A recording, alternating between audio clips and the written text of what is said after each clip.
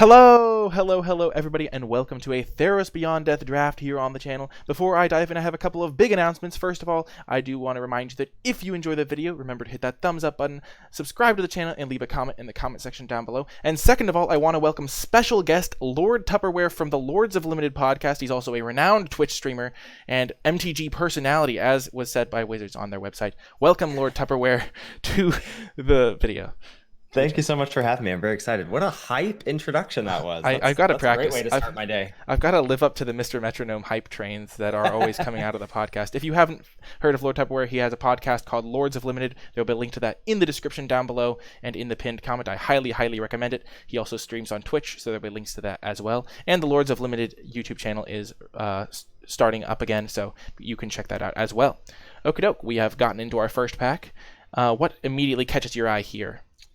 What catches my eye is that I'm bummed I don't get to take a black card here because I think Lampad and Soul Reaper are pretty medium. I mean, Lampad's good. They're both good cards because black is very good, but I don't really want to take them first. I think the pick is going to narrow down for me between Anax, Hardened in the Forge, and Labyrinth of Scophos. I find myself having a problem in this format with Labyrinth and to a greater extent Entrancing Liar as like strong colorless cards that theoretically go in every deck, but I think are not best in every deck. Like Labyrinth is a very powerful card and it's colorless, it's a land, so it's not going to ask a lot of you in deck building, but like does an aggressive deck want this card? I don't think so. Does an aggressive deck want to like have a colorless land in its deck? I'm not sure. So I struggle with when to take that. So I'm between those two cards. I'd be curious to hear what your thoughts are on those, or if you feel like there's another one in the pack that you'd rather take. Like Daybreak Chimera or Hero of the Pride are totally fine too, but I think Anax probably bumps those out. Yeah, so basically my thought on this pack is that I've not been as impressed with Labyrinth of Scophos as most people have. I've had it a couple times, and I think the best home for it is in the green decks that play Nylea's Forerunner, because when you have Trample with Labyrinth of Scophos, you can like remove their blocker from combat and still do damage to them, so it makes it really tricky if you're like beating them down with a bigger creature once you've stabilized. However, I'm really not super high on it in general, because every time I've played against it or with it, it feels like you can't play a card and hold up Labyrinth, so like the two times in the game you activate it are when you're like already dead on board essentially, and you're like for going like death essentially, and your opponent's just like, it just doesn't do enough to justify a high pick in my opinion. Like you'll play it as an 18th land sometimes, but it's not like worth picking super early in my opinion. So I think it's more of like a pick 5, pick 6 card instead of like a pick 1, which is why I don't really play it all that much, because other people take it higher than I do. That being said, I do love Anax. Anax is overperformed by a lot. I'm really high on just making those 1/1s.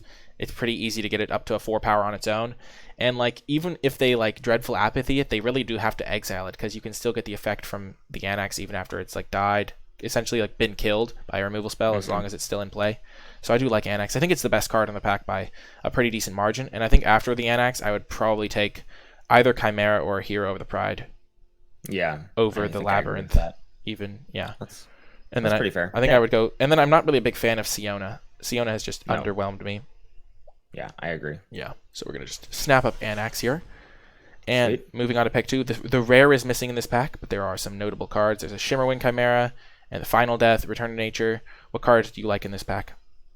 Yeah, I'm on Shimmerwind Chimera here. I would give nods to the 2 black cards. I like Final Death, and I actually really like Inevitable End, despite being pretty low on it when the set came out. Like this card usually just kills whatever you put on it for 3 mana, so that's pretty decent.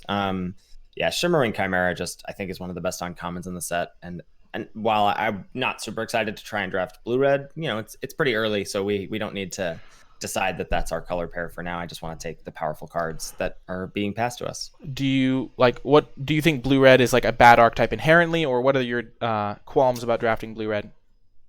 So my qualms about drafting blue-red are, I think that you need to have cards at higher than common power level, and I guess that's sort of the case for any color pair really, but like, you know, red I think is by and large the weakest of the 5 colors, and I would say blue is probably the second weakest, just based on the fact that I think you need blue's commons are very tough. Once you have a direction of your deck, I think it's very easy to know like which blue commons you want, but their power level is quite flat. I mean, I don't know if you're on the same train of Omen of the Sea being the best blue common or not, but that's where I'm at, and that's a pretty low power card to say that like a 2 mana cantripping enchantment is the best common is kind of a yikes. Now, Shimmering Chimera has a lot of synergies in the format, and I'm very excited to have it. Like being able to pick up enchantments is huge, but I'm just not sure that blue-red, blue-red gets there sometimes as a tempo aggro deck. It can be sort of a draw go deck, but I find that sort of theme is generally like a secondary game plan to just trying to like beat down with flyers or whatever. Yeah, I agree. My best blue-red decks have just had like either an absurd amount of rares or had like 6 uncommons, which is just not like a fair representation of the deck. So I think it kind of has to beat you over the head for it to be like super good. Where are you at? Like we're not taking it, but where are you at on Hero of the Winds? Because it seems to have like some tension with this card because it's like small power, but it rewards you for going wide. I don't know. Where are you at on this card? Pretty low on it. I think it might be the worst or second worst of the 5 heroes. It's just really tough to want to stick this on turn 4. 1 power for 4 mana is really not what I think the aggressive white decks want. And yes, like it's a good target for any of your targeting spells to give your team the +1/+0 boost, but I think you'd almost always rather have the 2-drop in white, the Hero of the Pride. Yeah. Okie doke. So we're gonna snap up our Shimmerwing Chimera. Following that up, there's actually some pretty sweet cards. Ding. I'm pretty sure when you said that you were talking about Eutropia. Yeah, I'm windmill slamming Eutropia here. Yeah, like what other cards? There's not even really any other great cards in the pack. Yeah, I mean, if Eutropia were not here, I think I would take One with the Stars, which I think is like not great removal, but it's blue has this and Ichthyomorphosis as ways to deal with onboard threats, basically. So it's a necessary evil in my opinion, especially if we are in a blue-green deck.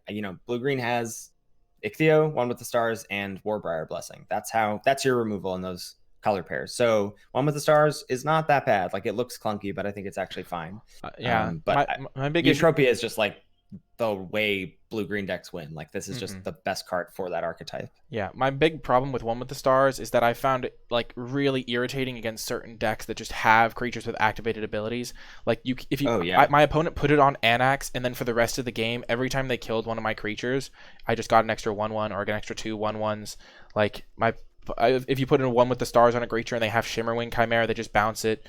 If they have like the 5-minute 3/4 that can scry, they can get that value. If they have Soul Reaper of Mogus, they can start sacrificing things anyway, even if you put it on it. So I think there's a lot of activated abilities that make me not love One with the Stars to the point where I might not even take it here. Like I would consider taking like. I mean, this pack is really weak. It's still a 4-mana pacifism. Yeah, I guess. And that's not great, but that's still fine. Like, yeah, I understand that it has downsides. I was watching PT Phoenix last weekend, and Shahar Shanhar cast this on his opponent's Setessan champion, and they were like, "Cool, still get to draw a card every time I cast an enchantment." Yeah, I was like, "Yep, that is it's not great for sure." But yeah, I think it's still this pack is just quite weak, so I think I would probably still take it second. But like, there's a lot of comments I would take over it. Like most, I agree. I feel like I would take a Venomous Hierophant over One with the Stars in this pack, or. Even with Shimmering Chimera in your pile? And any tiebreakers there for you? I'm just really low on the card. Like 4-mana pacifism is just very expensive, but like I definitely agree that Eutropia is the pick here. We can definitely move off of our first pick, and Eutropia is quite a powerful card in the right deck. Yeah. Okay, so now we are faced with a pack that has Sea God Scorn, there's a Starlit Mantle, Nylea's Forerunner, Incendiary Oracle is pretty good, and not a lot else. What do you like here? So for my money, I think Incendiary Oracle is the best card in this pack. I know you're high on Sea God Scorn. I am not. It's not a card that has impressed me. It's not a card that I found myself being able to play. So I would defer to you if you felt strongly about taking that card here to follow up with our blue and our blue-green card. I would like to play Eutropia if at all possible. So I think I'm going to try and hold on for dear life a little bit to that. And I think I would land on Nylea's Forerunner out of this pack, but I could see, Starlit Mantle is a card that pairs really well with Shimmerwing Chimera. You get to sort of like blow out a removal spell, then pick up Starlit Mantle and sort of have the ability to protect your creatures for the rest of the game. But it's a card I feel like we can get later and that I probably only want like one of. Yeah. But the same could be said for Forerunner as well. Like I'm not dying to have multiple Forerunners in my deck either. Yeah, I also love Starlit Mantle with Eutropia because they're like so incentivized to try and kill it. Like I've had a lot of games like when my opponent plays Eutropia with 2 mana up, I just know that I can't win because as soon as I try to kill it, they Starlit Mantle, and then the rest of the game they just have like this massive power engine on the battlefield. This pack is actually really tricky for me because there's like I think Nihilia's Forerunner is a little bit overrated because 3 toughness on this card really has been awkward Agreed. for me. Like, it just trades off with everything, so it's not the greatest attacker. Like, I still think it's playable, but like it's not like a great card, and so I don't know if it's big enough to pull me into green. I think Incendiary Oracle is the best card in the pack, but I actually think Sea God Scorn is probably the second best. I just like it with a lot of the cards you have in like in the format. There's just a lot of synergies with it. So like, not only can you bounce your opponent's creatures that have auras on it, but then you can bounce your own omens, which I've found to be quite good. Which is probably why Sea God Scorn isn't as good in blue green, because the green omen's a bit of a blank. You don't really want to play that. But if you're in like a color combination, like I had it in a blue black deck where I would bounce 2 of my opponent's things in my own Omen of the Dead, get a lot of tempo, get my card back, that type of thing, where performed. Blue red, you can bounce your red omens. But yeah, I think it's a pretty good card. You said you'd wind up on taking Forerunner out of this pack, you think? Yeah, I think I'd be between Forerunner and Mantle, but I don't feel, again, I don't feel strongly like it. I feel like we'll be able to pick up each of those later. So Yeah. if you want to grab Sea God Scorn here, I'm down for it. Let's Test it out. I think we can get the Starlit Mantle later, and I think we can probably get the Forerunner later. So I think we can take Sea God Scorn here, and then I'll show you how good it can be in the right situation. Cool. Ooh, now this is really interesting. I mean, I think the pick is probably Omen of the Sea, but there's a lot of cool cards in the pack. Are there any other things that catch your eye?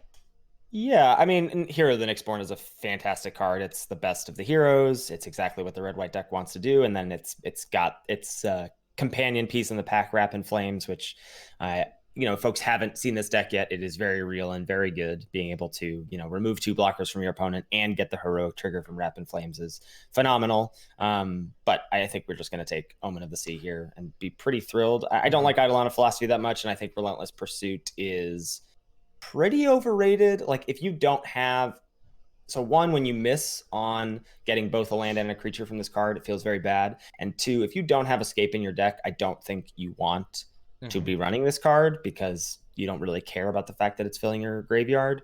And the way I like to build blue green, if that is the direction we're going, is that I like it to be a pretty threat dense deck. I like it to be a curve out aggro deck, and I don't really have room for just middling divinations in those decks. Like Omen of the Sea will do the thing because it's going to trigger Constellation. So that's where I like my card draw to be in this deck. Yeah, I like Omen of the Sea because it works with our Sea God Scorn, our Shimmerwing, and the Utopia if we end up playing blue-green.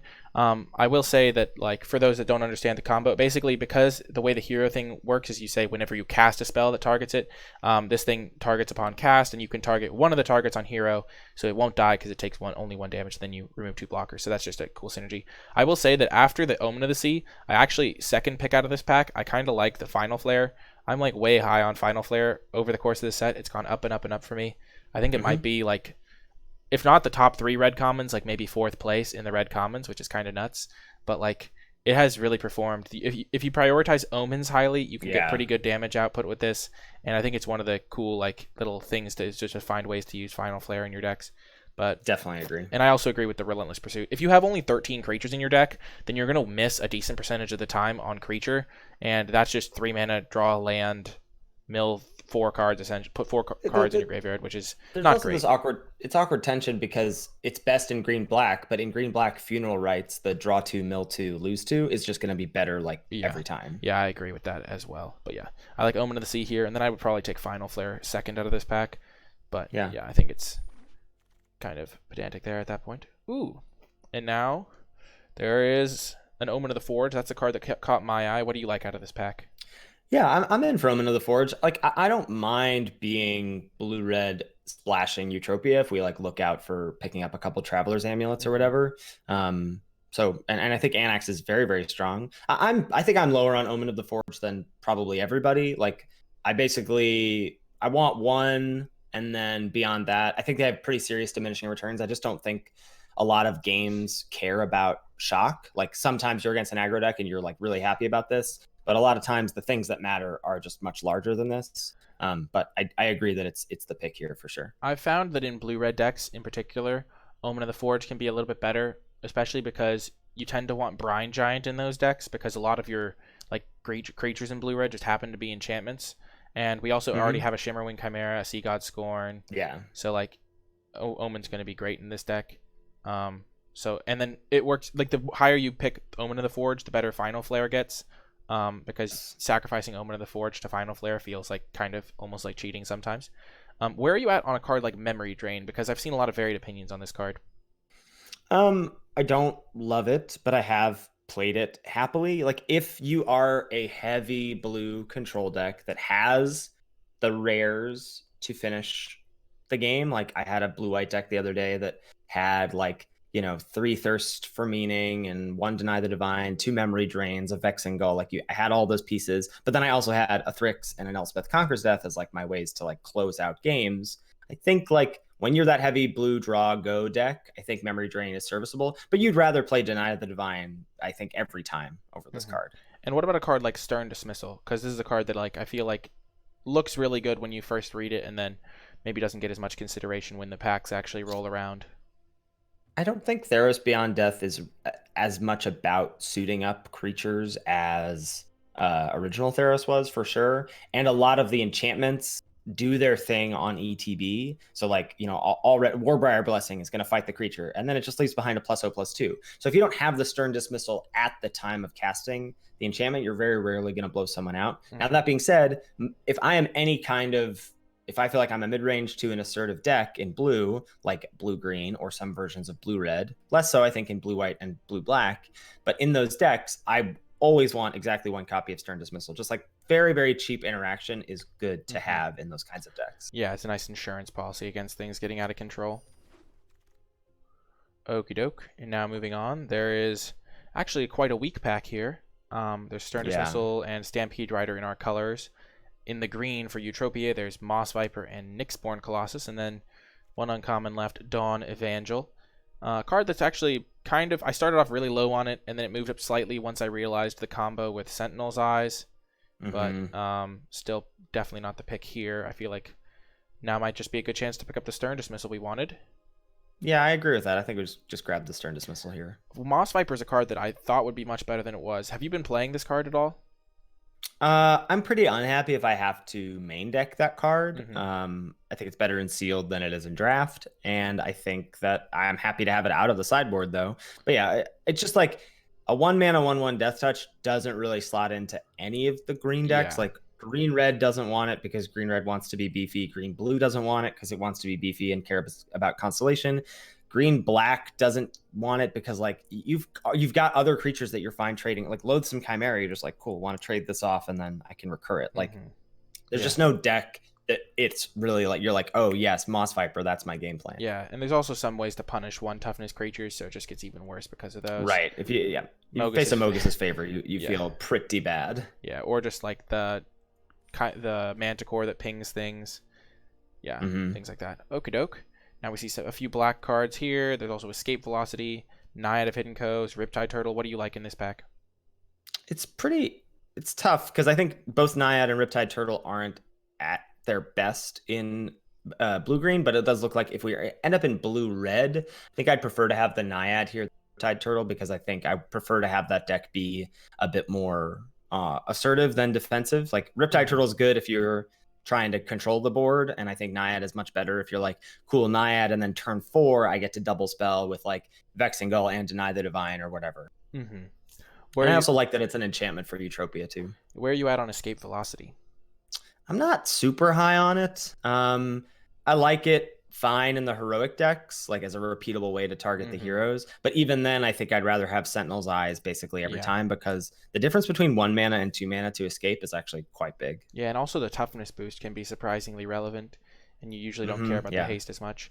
But yeah, I like Naiad as well here. I don't think it's worth moving into black, and Turtle really doesn't go with Anax or like the like attacking or it doesn't go with anything really. It doesn't really go with any of our cards at all. I think Turtle's only really good if you have like an overwhelmingly good late game, or like some way to just make sure like that you win after the game goes long, because someone will just drop a bomb rare on you and you just lose. So you got to make sure you have a game plan. Okay, so this is the pack that we're wheeling. So first options, my mind is I kind of immediately see Glimpse of Freedom as an option, because you sometimes don't have ways to use your graveyard in blue-red, and we're like really heavy blue, so we don't really need to commit to a second color.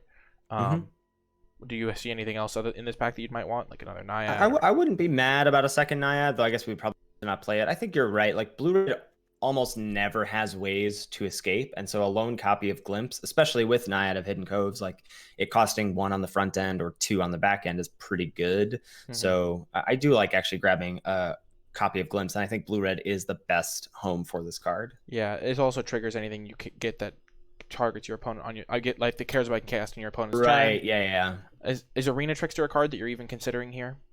No, I think for one, I think it's pretty medium. Like I'm not high on the card, and two, I still, if I have my druthers, if I have hopes about where we end up in this draft, I still hope that we end up blue green because of how good Utopia is. So I'd rather not get deeper into red if at all possible. Yeah, it's really cool how flexible our draft has been so far. There's a lot of good options. Wow, 3 good blue cards came back. Deny and Starlit Mantle both kind of calling to me. Which one do you prefer here? I mean, I think Starlit Mantle is still going to be good in our deck. I want only one of them, and I think I want to pick up Deny the Divine here. Like, we do have quite a bit of instant speed stuff at the moment. Yeah, so we have. I think Deny gets really good. Yeah. Glimpse, Omen, and then I think it looks quite good. Stern Dismissal. And you don't need and Stern Dismissal. We don't even need multiple Starlets. And since this one wheeled, the one in the next pack might wheel. So that's fair. Yeah. Also a consideration. Nope, did not wheel. There's a second Glimpse of Freedom, but not super high on that one. Yeah, probably just take Oriad. Take the Oriad. Yeah, I agree. Oriad has been pretty nice. You hold up your mana. Boom, it did come back. There we go. Yeah. Pretty easy pickup of Starlit Mantle. Aspect has been more impressive to me, but we don't want to commit ourselves too much to red. Want to leave ourselves open for pack 2. Wow, last pick important. And this is a fun Plague Wind. Yeah, exactly. This card has been actually super impressive to me. Yeah. I'm not sure if it's worth switching into white, especially since we didn't really see a ton of white. Last pack, I guess we saw the relatively late Dawn of Angel, but like even not, that wasn't super late. There's a Banishing Light too, which is probably worse than Intervention, but still good. Right, but you know, there's a consideration of like Banishing Light is splashable if we end up whatever red or blue green. True. And Heliod's Intervention is not. True. But I don't think I want to take a white card out of this pack. There's also an Entrancing Lyre. Iroa's Blessing. So there's like some pull into every direction except blue. Like the only blue card in the pack is Turtle. There's actually a really good red card. There's some green cards like in Loathsome Chimera. There's Entrancing Lyre. Man, what do you like in this pack? I think I'm gonna take Iroa's Blessing out of this pack. Like, yeah, we're taking a slight hit in power level, not being able to take either of the white cards, but Iroa's Blessing with Shimmering Chimera is pretty much game over if you get to untap with that. So that's enough of a combo right there that I'm interested in taking. Oh yeah, I like that. I like that logic completely. Also, another card you can bounce with Sea God Scorn. Exactly. Works really well if you can splash Utopia because it triggers that and makes it a little bit bigger. Oh, we're splashing Utopia. It's not really an option here. It's not really an option? That's kind of fun. We're gonna take Traveler's Amulets very highly. Okay, good to know. Good to know. I'm preparing myself for the Traveler's Amulet over X. Ooh. Oh my gosh, so much. Speaking of cards that are good to pick up with Sea God Scorn and Shimmering. Oh my god, that's so messed up. This is just like perfect pickup. There's so many good cards for us in this pack. There's a Mischievous Chimera, which I just absolutely love. There's a Stinging Lionfish, which is great for us, or relatively good for us. There's an Incendiary Oracle, but a Crow and War is fantastic, absolutely great, and really happy to get that here. After that, what do you think your pick would be? Probably if the Crow and War weren't here, I would take the Chimera, and then I would probably take Lionfish over Oracle, though it's quite close. Like all 3 of these 2 drops are just great for our deck. Yeah, I like the Lionfish a little bit more, especially because we're heavy blue and we care a little bit about enchantments thanks to the Utopia. But yeah, I like that pick order for this pack. What a great deck is coming together here. And a good start, and it's gone. And sad day. Oh my gosh, that's a really brutal series of events. I mean, yikes. Whatever. We got past in a Crow and War. We can't be too mad. Yeah, exactly. There is a Starlit Mantle. We could take a second one of those, or take a Nessian Wanderer, but that seems terrible.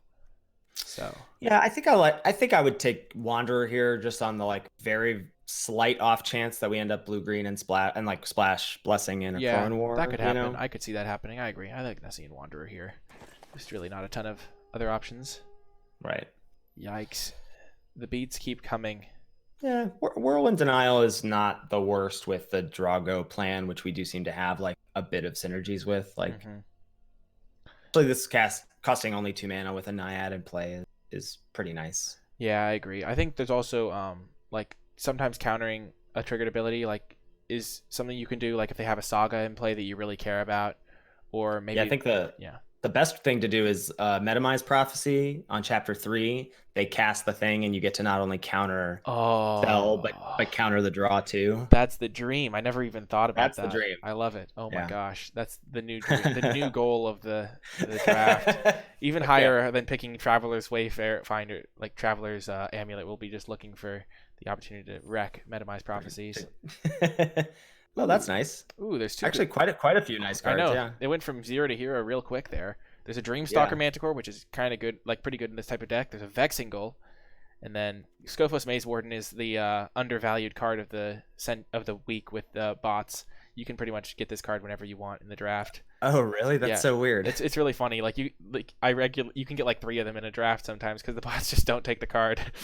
I don't know Wow. why, but yeah, it's like the one card that has been pointed out. It's pretty close here, but I think Dreamstalker Manticore has got to be the pick. We've got a lot of stuff in instant speed. We care about triggering Constellation with Eutropia. We also care about 4-power stuff with Anax. Mhm. Yeah, I think Manticore is going to be the pick Manticore is here. also great, especially if you ever get it in multiples. I had that situation where I had 2 Manticores and was able to take down a Archon of Sun's Grace because I just double pinged all the tutus they made. Wow, Yeah, that's so awesome. If you ever get 2 of them in play, it's just game over. So it's a great card. And where are you at on Underworld Fires? I've never seen this card in play or be played. I cited it in once. Have you ever played this card?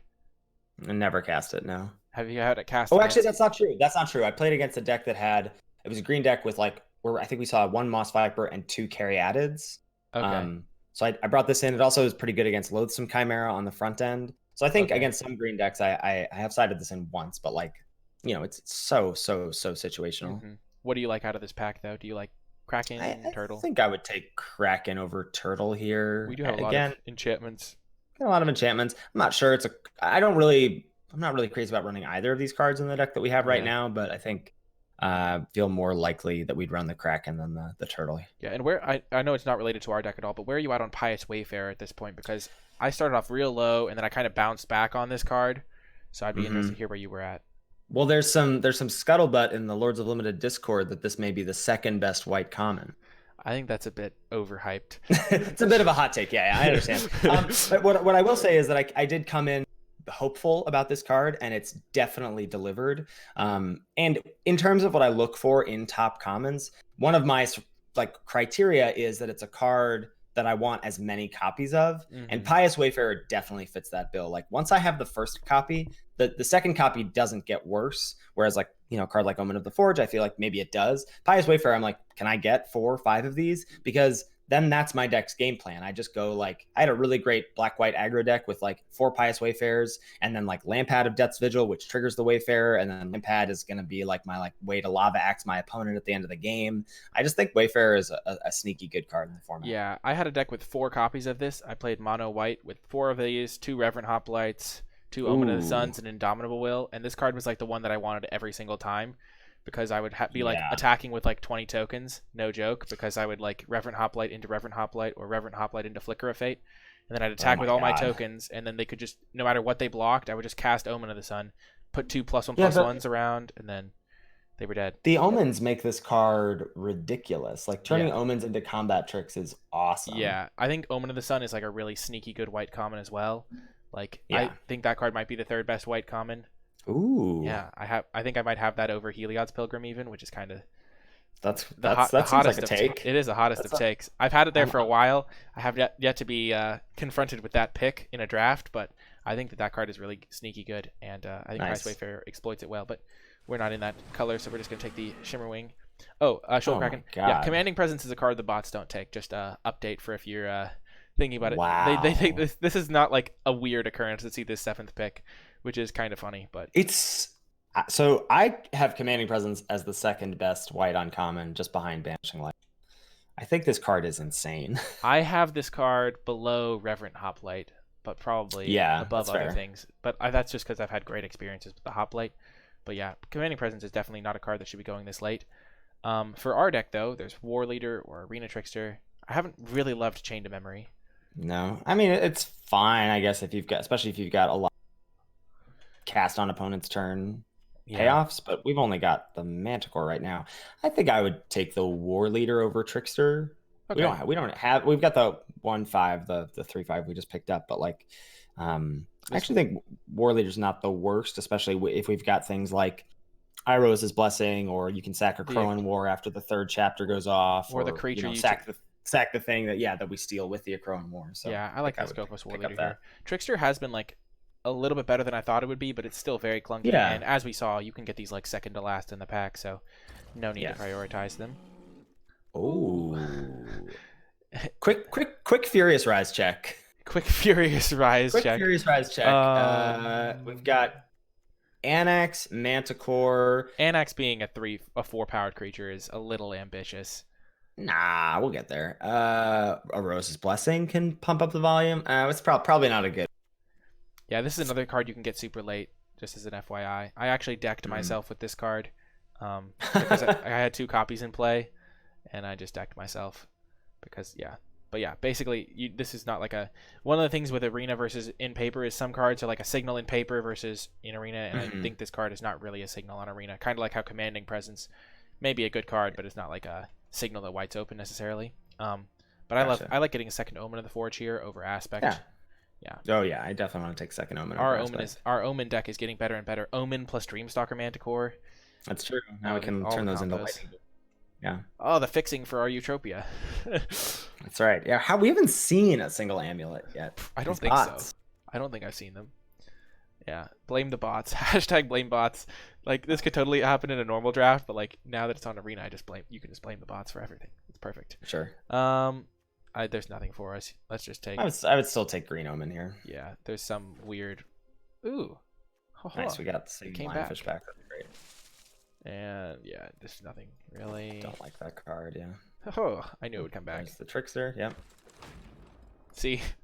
Wow, that's crazy. Yeah, this is what I was telling you before about the bots just do not take this card. This card is like a B-. Like, this card is very, very good. I'm missing that Labyrinth that we had. Maybe Labyrinth was up in value on Arena just because you can always get this card. I never even thought about that before, but like that could totally be a thing.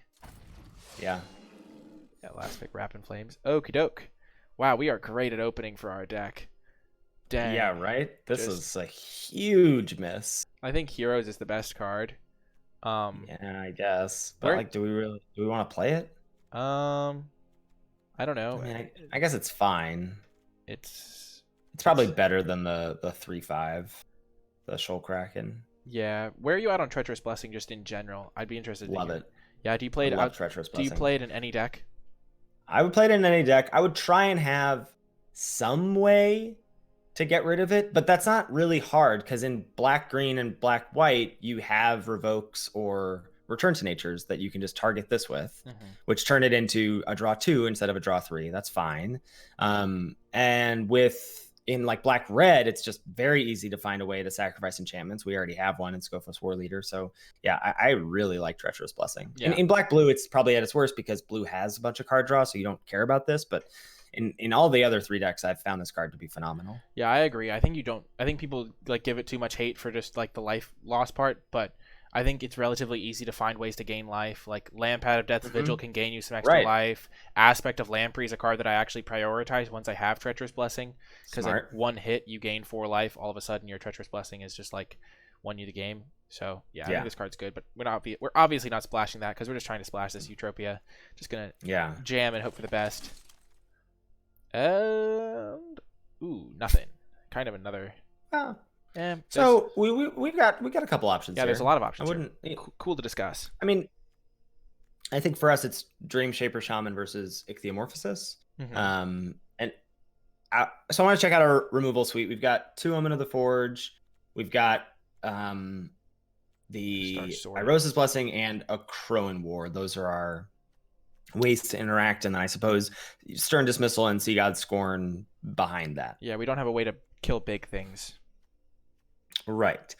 So I think Ichthyomorphosis may be a necessary evil. Dream Shaper Shaman is a card quite a bit, and I like it a lot with some of the cards that we have. Like, it's very good with omens. It's very good with blessings. Like, once the thing has entered the battlefield and done a thing, then Dream Shaper Shaman gets to turn it into more action. So I do like the card a lot, but I think we may need to take Ichthyomorphosis for our deck. Yeah, I agree. We need some way to deal with big things, some way to deal with something that just comes down. I guess we have Deny for certain cards or Whirlwind, but I think overall Dreamshaper Shaman's, it's kind of clunky too. Sometimes you just play it and then it doesn't, you have to wait a full turn cycle before you can pay the 3 mana to sack something. So you give them a whole turn to kill it or a whole turn to bounce it or do really anything, and it's super expensive. Doesn't block super well. Yeah, but I think the flip side of that is that it demands to be answered, because if you do untap with it and you do get to turn your Omen of the Forge into an actual new card, the card, true. It's done a lot of work. True, agreed. Yeah, we do already have a lot of ways to use our omens, which also makes this card a little bit worse. Sure. Thanks to the Shimmerwing, it's a little awkward if you sack something, but if you sack something and get a Shimmerwing out of it, you're still pretty fine. So yeah, I think this card would still be great in our deck. Not trying to diminish that. Yeah. Where are you at on a card like Thrill of Possibility? Do you play this card or? I think I have very rarely played it. I think we don't need to play this card in our deck.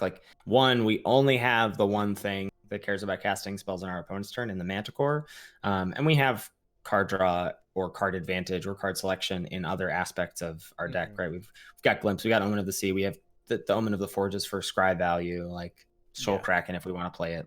It's not a card that especially because it's not actual card advantage, it's just card selection. You're even on cards when you cast it. There's a non-zero chance that Dreamshaper Shaman wheels, by the way. That would be great. Saying. Okay. Now this is another fun pick. I think Omen of the Sea is pretty nice. A nice pick up here. There's also Underworld Ragehound, Brine Giant if we check our enchantment count. Impending Doom, not really where I want to be in blue-red. Yeah, I agree with that. What do you like in this deck? So I'd like to take a second here if we can view of the deck and just sort of see where we're at in terms of so let's cut these green cards right now, because we've not seen any Amulet, and I'm not just gonna YOLO Utopia into my deck. Are you gonna YOLO with Unknown Shores? No, I'm just if I'm gonna do that, I'll just play a couple forests. And are there other cards if we had our hopes and dreams here for this deck? Because right now we're at 23, so this could be our deck. So are there other cards that we'd like to cut, or are there things that we're trying to shore up for this deck's game plan? This feels like it wants to be a sort of get ahead, stay ahead kind of deck to me. We don't really have any 2-drops. We have 2 2-drop creatures. Right. So it's Underworld Ragehound could fill that void. Also gives us a way to use our graveyard a little bit. Right. So I like Ragehound for those 2 reasons. Is that I like having a good 2-drop, and I like having, our only other escape card right now is Glimpse. So I like just having access to escape cards. Underworld Ragehound plus Anax is actually pretty sweet. Every time it dies as a 4/2, you're gonna get 2 1/1s. I don't know. Underworld Ragehound is a card that I personally like quite a bit. I recognize that they have diminishing returns as you draft more of them, because you're less likely to be escaping 2 of them in a game or whatever. We don't have any of them though, so there's no diminishing returns at this point. Right. Yeah. So I think for me, I would take Ragehound over the second Omen here, but I agree with that pick. Cool. At a certain point, we're just spinning our wheels too much if we don't have any actual ways to win the game, and Underworld Ragehound is really hard for some decks to answer. Right. And we've got a lot of cheap interaction or cheap things to do that I think it's nice to have Ragehound as a way to be all right, I can affect the board and draw a card, or affect the board and also hold up Mantle to protect stuff or whatever. Agreed. And also Omen also has diminishing returns, because if you cast Omen and then the next turn you cast Omen, you're just super far behind. Yeah. I also like Brine Giant a decent amount, especially because we have some Omens to make it cheaper, and our 2-drops are also enchantments, and these are all enchantment creatures. Yeah. Every creature in our deck is an enchantment essentially, which does make Brine Giant a lot better, but I still think getting a reliable 2-drop is better here. Yeah. Just something I've noticed in blue-red is you have way more enchantments than you think you do. Why you do this? All right. Look away. Look away. Oh, that's hilarious. There's diminishing returns because it's legendary, clearly. That's right. Yeah. Yeah. Just FYI, you will play multiples in your decks, folks. That was a snide remark there. Yeah. So there's another Underworld Ragehound. There's also an aspect of Manticore, Starlit Mantle. Do you like just taking another Ragehound here? Yeah, I do. I think I would just take the second Ragehound. Yeah, it really helps our deck become more proactive as well. Haha. Oh, nice. This is that's such a good pickup. Skillfully played here. Now I kind of wish we had that second Omen, especially because we got past the Ragehound, but obviously we can't control that. There's also Witness of Tomorrows, which is a solid win condition, but nowhere near the Shimmerwing level. Ooh, this is an interesting pick. This is interesting, yeah. There's Vexing Gull, and there's Ichthyomorphosis. So check out the removal again. We have 1 Ichthyomorphosis, 2 Omens of the Forge, and kind of an Iroas's Blessing. And I mean, an Iroas's Blessing, so that's 4. And a Crone War. And a Crone War, 5. I think I want to take Vexing Gull here. Yeah, just get another proactive threat. I like it as a proactive threat. Like, flying is very, very good in this format because there's so few ways to deal with them. Outside of, we've got, obviously Omen of the Forge is great against this, but otherwise people are like, they're using like good removal on this card if they're getting it out of the way. And I also just like having that as another piece to the, hey, I get to pass and I can either cast Omen to draw a card, I can cast Omen to shock something, I can counter something, or I can slam a threat. I think it's a nice piece of that puzzle. Yeah, I like that. Where are you at on Wings of Hubris, especially with double Underworld Ragehound? Love Wings of Hubris in any green deck, basically. Outside of that, I feel like it's sideboard material. Like, it's cute with Ragehound, but it's also kind of awkward because, like, some of our creatures have flying already, or like the creatures that, we actually have some beefy stuff here, like putting it on a Skophos Maze Warden, putting it on Heroes of the Revel or Skophos War Leader. Like, that's a big punch to be getting in with our red creatures here. So I think it's probably better in this deck than most non-green decks, but I think I'd rather just take the Gull. Yeah, definitely still on Gull. I was just more of a general question. Yeah, I think Wings of Hubris is great. Ooh, yes! That's I a good really pickup. wanted this card. This is such a good one with our triple Omen. It works well with the Annex tokens, with the Heroes of the Revel token if we end up playing that card. Pretty happy to get this one. And there's really nothing else for us here. There's Wave Rider would actually be okay for us probably, but yeah, I really like Final Flare. Final Flare is excellent. Whew. Oh, wow. We're getting, after that sad Utopia, we're getting some goodies here. Yeah, we're getting really hooked up. No Traveler's Amulets, but who needs them when you get all the Vexing Gulls in the world? Definitely Vexing Gull over Aspect and Wings here. Yep. Wings came back. Do we want Seaguard or just Wings for the board? I don't think so. We can take Wings for the board, but this is best of one, right? It is best of one. Haha, told you. I knew this would work out. Wow. Oh, that was a skillful pickup. Getting that Ichthyomorphosis clearly. Just knew it would work out. Probably not playing second Sea God Scorn, but might as well take it. Yeah. And Seaguard, yep. Yep, sure. Wow, this deck. We got some cuts to make here, buddy. This is a lot of cuts to make. This is 31 cards, and they're all pretty good. Yeah. We're definitely not playing 2 Sea God Scorn. Probably can cut. I kind of want to show you the power of the 1 Sea God Scorn, though, so you can see its beauty. We don't need the Glimpse of Freedom anymore now that we have we can cut Glimpse, Now we have 2 Ragehounds. Whirlwind Denial probably cut, potentially. Yeah, we could probably cut it. We probably don't need it. We already have a Deny the Divine. Arena Trickster we can cut. Probably cut one of these 5-drops. I think then I want to cut Shoal Kraken. Yeah? I just want to... because I think I just want the things that are going to be better attackers. Yeah. I agree. We also have like decent ways to like use our mana. We have Omen plus Shimmerwing Chimera combos. Right. Well, if we're keeping Sea God Scorn in, then we can cut Dreamshaper. Yeah. Okay. Yeah, that makes sense. We've got the double chimeras that are going to take advantage of the Omen, so that's fine. You want to cut Oriad? Oh yeah, I do want to cut Oriad. So then I think for me, the last cut would be like Stern Dismissal, the second Omen of the Forge. I like cutting Stern Dismissal because we kind of already have the bounce covered with our Sea God Scorn, so we can be less vulnerable to things. And let's just double check our mana requirements. 12. All right, so in my mind, I'm going to be imagining that Sea God Scorn is Dreamshaper Shaman, so that when we draw it, we'll sort of compare which one we would rather have. Okay, that sounds like a good plan. Anyway, that's going to do it for the deck build. I hope you folks enjoyed it, and stay with us for the matches. Before I get to the matches, I want to give a big shout out to all of my patrons over at patreon.com/NicolaiBolas. Thank you so much for your support, and special thanks to my patrons that support at the credits level, Eric S., Stephen W., Brent, and Mr. Martinez. Thank you for your support. I really appreciate it. And if you would like to learn more about the Patreon, you can find that information at patreon.com/NicolaiBolas. Without further ado, let's get to the matches. Welcome to round 1, everybody. We've got a real keeper on our hand. How do you generally evaluate opening hands? Do you imagine how the first few turns are going to play out? Do you just look for lands and spells? How do you tend to evaluate? Yeah, I evaluate how the first few turns look because I think lands and spells is sort of level 1. but I am generally looking for reasons to keep hands, not reasons to mulligan, because even with London Mulligan, I think limited is generally about card quantity and not card quality, like Constructed is.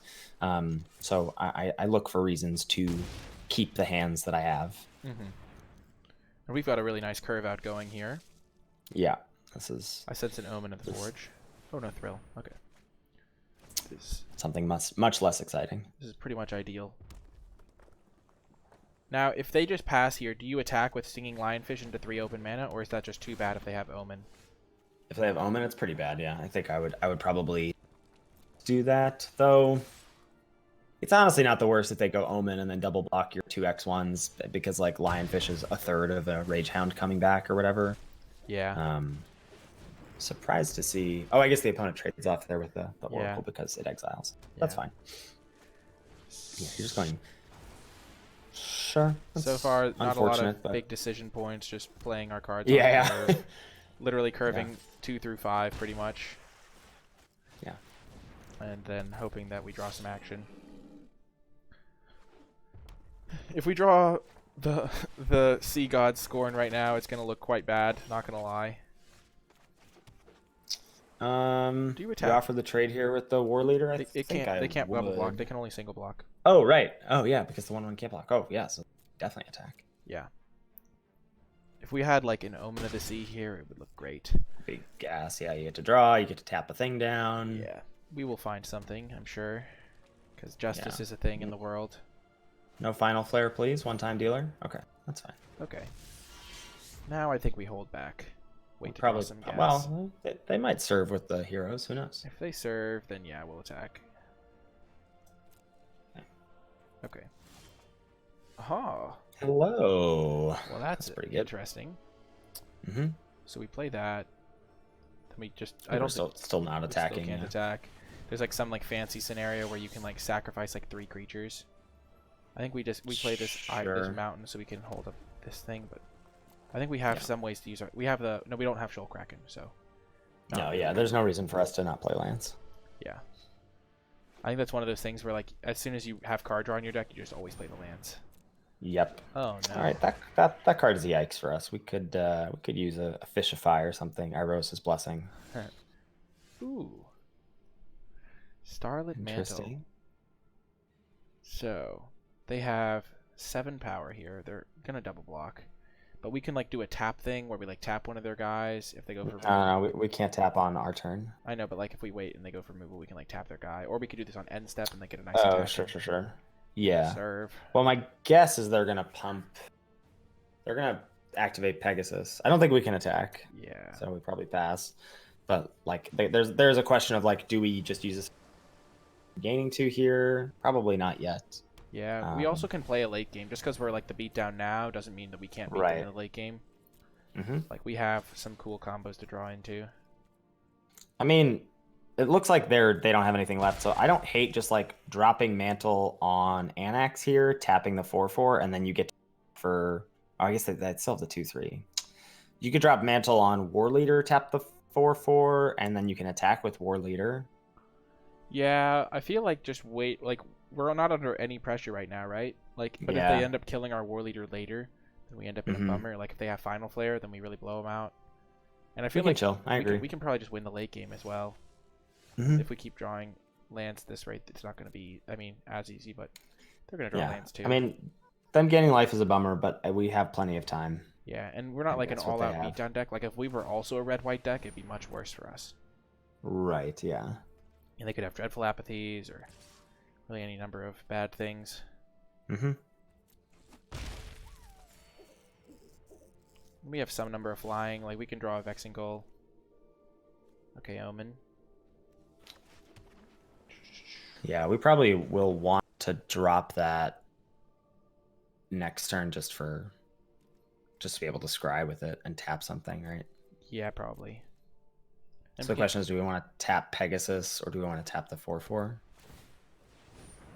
We could kill the 1/1 token, tap Pegasus. Do we care about the 1/1 token? I mean, what are we gonna do 2 to their face? Yeah, why not? I mean, we can take out the 1/1 that can't block, but Yeah, we so don't really care about the inconsequential 1/1 that now. can't block. We could also just wait and do nothing and just keep taking 2. Feels like scrying this turn is pretty important. Yeah. I don't know. That's my feeling is that I also I cast this Omen and scry. Yeah. The other thought I'm thinking is like if we draw Dreamstalker Manticore, Omen can all of a sudden just take down things. But Yeah. I guess drawing okay. lands is just really bad, so Yeah. let's just go with this line. Let's just I think we tap the Pegasus here. save Get them ourselves to some turn damage. off from. Yeah. Because scrying 2 is basically drawing a card, because any lands we scry away are just dead. Right. So let's just get rid of the We can get rid of the Satyr, or we can deal 2 to them. I don't Yeah. feel very. I do feel like that the 1/1 is just nothing here. Kind I of guess if they have a irrelevant. wrap or whatever, it'll be better. boom. There we go. I like that. So we get to fishify the Pegasus. Things are working out. And we still have this protection spell, so they really can't break through our board anytime soon. Yeah. So I think I actually really like our spot now, because we have another Shimmerwing Chimera, we have 2 Vexingles, so we'll eventually just draw one of those. Actually, now I'm liking opening their face more and more, because that takes a turn off our clock once we do find one of those cards. Yep. Because Shimmerwing Chimera is a 4-turn clock, and instead of a 5-turn clock, which is actually relevant. And Yeah, that's fair. Vexingle is probably going to be... So what do you think they have here that they're thinking about? Probably nothing. They're Fate. probably just getting a drink or something, and they could activate... okay. Because they have the activation of Pegasus up. Oh, the Pegasus activation. Yeah, that's fine. I do stuff like that. I always think like, oh, they must have something, but then they just have an activated ability. So yeah, they're just getting a drink or something, I'm sure. Definitely, I think we're favored to win this game at this point. Wow. Just calling it already, I'm huh? calling it already. We have such, like, Blue-Red just has better tools than they do in the late game, I think. Hmm. Like, and also we have a Starlit Mantle versus probably just lands, I'd have to guess. Yeah, Mantle does feel warm and fuzzy. It does. Right now. If only we had a green mana to play our Eutropia. Oh well. Oh, well. We made the responsible adult decision. Indeed. I was also like, I like Eutropia, but I feel like splashing it is sometimes more harm than it's worth if you have cards like Anax in your deck that really require heavy red mana and Eutropia Sure. requiring blue-green. But I would have splashed it if we got a Traveler's Amulet, I think. If we had two amulets, I think running those two in a forest, just because like definitely. We have so many enchantments. especially the first amulet and even the second, like, but especially the first one, just straight up replaces a land. Yeah. So it's like feels like it's no cost to the deck basically. Yeah. And especially when you have any kind of escape, like Traveler's Amulet being like, okay, it's basically a land that then is also a third of Underworld Magehound down the line. It's pretty nice out of a 1-mana spell. Yeah. Opponent is just going completely to clock here. Yeah, Classic. this is fun. Classic arena. Classic. Yeah. You know, it is still a little bit better than on MTGO where they just leave for like 10 minutes and you're just sitting leave for there. 10 minutes. Like, please just concede. I might just concede so I can play another round. This is terrible. What is happening? You start at a certain point, you're like, well, should I just pause the recording and start it back up again? And then as soon as you pause it, they just come back immediately, and you're like, well, now I have extra editing to do. They just do it for the feels bads. But I think they just left their computer. They just were too tilted that we turned their Pegasus, their beautiful Pegasus, into a fish. Yeah, really not sure where they went, but I think if this one runs down, then they just automatically concede, so all upside. That's nice. I mean, I wonder if their hand is just all lands. It's like, is that why they're off it? Because there's not a bad spot here. Yeah, we both have the same number of lands in play. Yeah. Yeah, opponent just couldn't handle it. I told you I guaranteed the win. And yeah, that's true. It's coming true. You did. I should do this more often, except it's not very fun or satisfying, but... Yeah. All right, so we'll take the W. Oh, well, got the W and headed to the next round, undefeated. Welcome to round 2. We have another solid keeper here. Underworld into Icthio. Not really into Icthio, but... Ooh. Yeah, this is just great. Underworld Ragehound in the opening hand always feels so good. Agreed. Ooh, the combo. Combo. Shimmerwing Chimera is honestly like just super good if you ever have a combo with it, and even when you don't, it's still a 4-mana 3/2. Oh, well that's fun. Terrifying. Whatever. We have a Ichthyo for dealing with that later. Yeah, that card. I'm pretty low on both of the Titans. Yeah, like, I thought they were going to be like A-level bombs, and I think Aura is better than what's it called, Croxa. But I think they're both pretty medium. Ooh. Let's play the land first. Go to combat. Yeah, land. If they don't block, we can get this Dreamstalker Manticore out. We could potentially do some work. I mean, also, even if they do block, that's great. We just let the trade happen, right? Yeah. Don't need a Starlit Mantle. Nope. They're gonna Omen, sure. Okay. I mean, if we hadn't drawn Dreamstalker Manticore, then you could Mantle because we have Chimera. Yeah. But like, curving 3 into 4 is just way better. Curving, yeah, for sure. And we're putting some decent pressure on them. We don't really know what they are working with yet, but still. Oh gosh, that's not going to look good against this Manticore.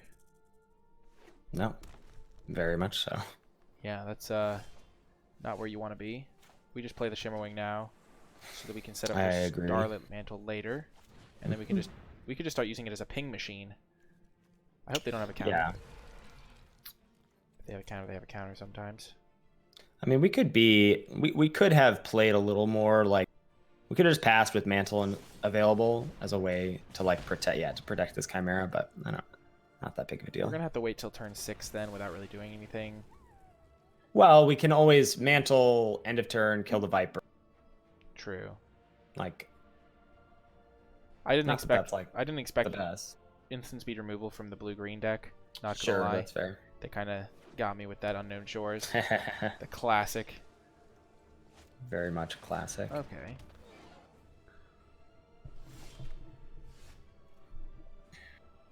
So I think you fishify the 5/3 the Forerunner and then pass, and then we're gonna Mantle end of turn. I agree. Why does it always try to tap me like that? It's just, I was like somewhat tempted to like save stuff to get rid of Uro, like save the Fishify for when Uro comes back. But how many cards? So they need 3 more cards. And I guess they'll get there with Viper and Forerunner. I mean, we can save the Fishify if you want, but then what's the plan? Are we just gonna block Forerunner and Mantle to kill the Viper? We can Mantle to kill Viper and then Final Flare to kill Forerunner. Oh, great! I love that. Let's do that. Yeah.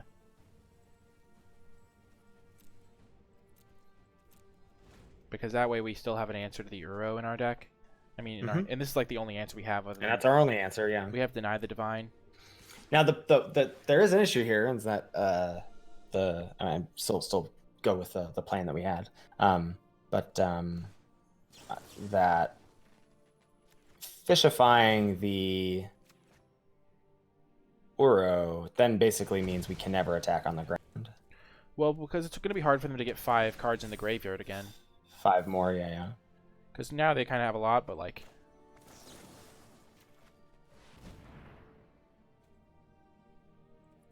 Gotta make sure I don't sacrifice the Manticore by mistake. Yep. Yeah, Final Flare definitely doing work. Yeah, that was great. Yeah, that was a good turn. Oh. Yikes. Ah, I see a new target for the Ichthyomorphosis. I think. Right? Yikes. It's tough, yeah. I mean, they're going to get to bring back Uro with that once they crack that Omen. Oh, gosh. Yeah, this is not great for us. Maybe we just... They can't crack Omen this turn, so maybe we hope to just rip Deny the Divine off the top. Sure. Like, I think this card's going to just take over the game, too, if we don't kill it or deal with it. Yeah, I think you probably need to just do it now. Yeah. It's a shame, though. We played so well around their Uro, only to get wrecked by Nady or Kraken, or semi-wrecked, because we can't use our removal. So smash and play the Rage Hound out of our hand. I guess it's technically correct to attack first in case they have, like, a block. In case they want to block. Yeah, so now they'll just block, and now they get... Oh, no, they get Uro now this turn. So maybe attacking was wrong there. Yeah. Yeah, attacking was definitely wrong. Though, yeah, it was bad. Though if they have a land, they could do it anyway. Well, here's a vote of vote in your favor for Sea God Scorn. Oh yeah. Oh yeah, they could have done it. They can bounce it. They would have erode anyway. Oh, but they wouldn't have got their swamp. They could have sacked on upkeep. Yeah, they would have needed an extra blue source, but they could have gotten it with that thing. Right. Or they could have gotten the swamp and then Unknown Shores becomes the extra source. Yeah. So not punished for that.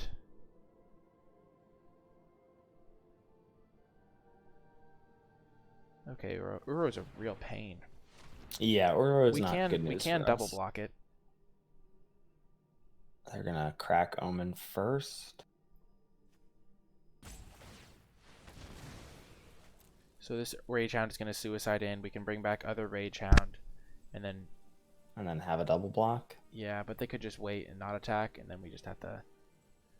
Yeah. Yikes. 2 cards to the top. Another yikes. Oh dear. Oh dearie me.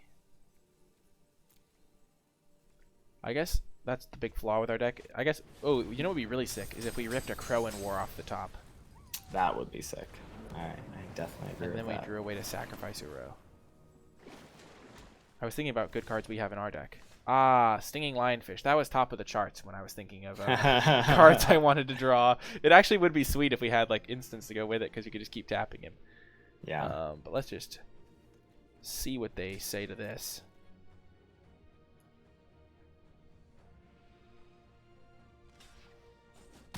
I understand, opponent. Strong. Not taking the bait. Strong. Yeah, the attack that we have to make. I would not bring. Yeah, I would not have. Oh, you don't. You just want to double block with these ones? Yeah. Yeah, that makes sense. Because otherwise, then they can just be like, cool, I wait, and then we just have. Yeah, for sure. If we didn't draw the Stinging Lionfish, I think we'd do it as a preventative. Right, I think we have to. Preventative measure, but yeah, that makes sense.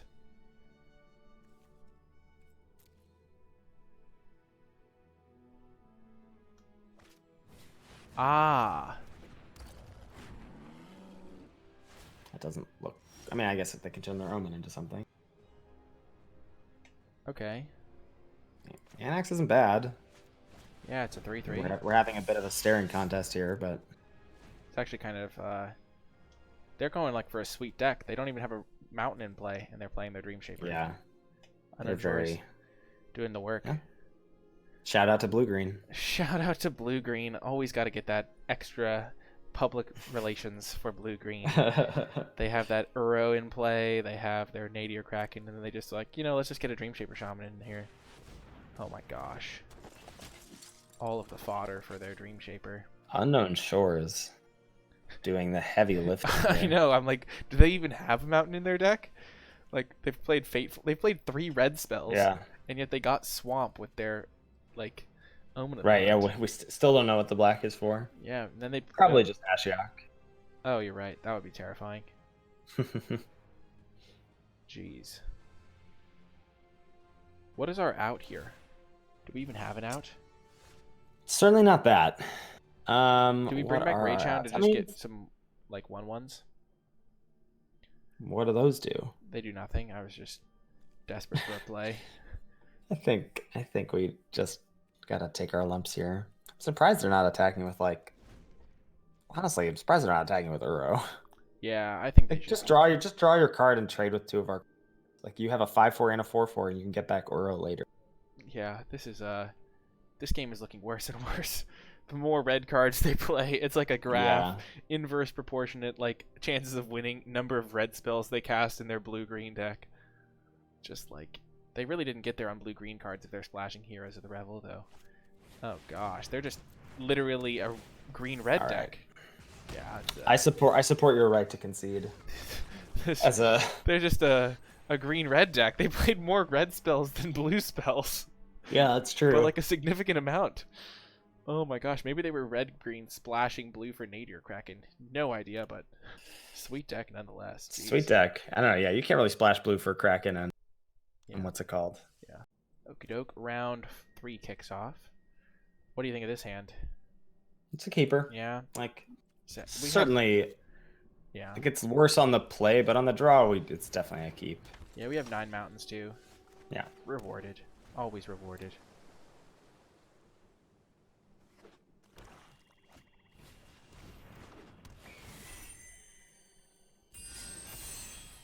It's a nice little 1-2 punch start for the opponent. All of the 1-powered creatures.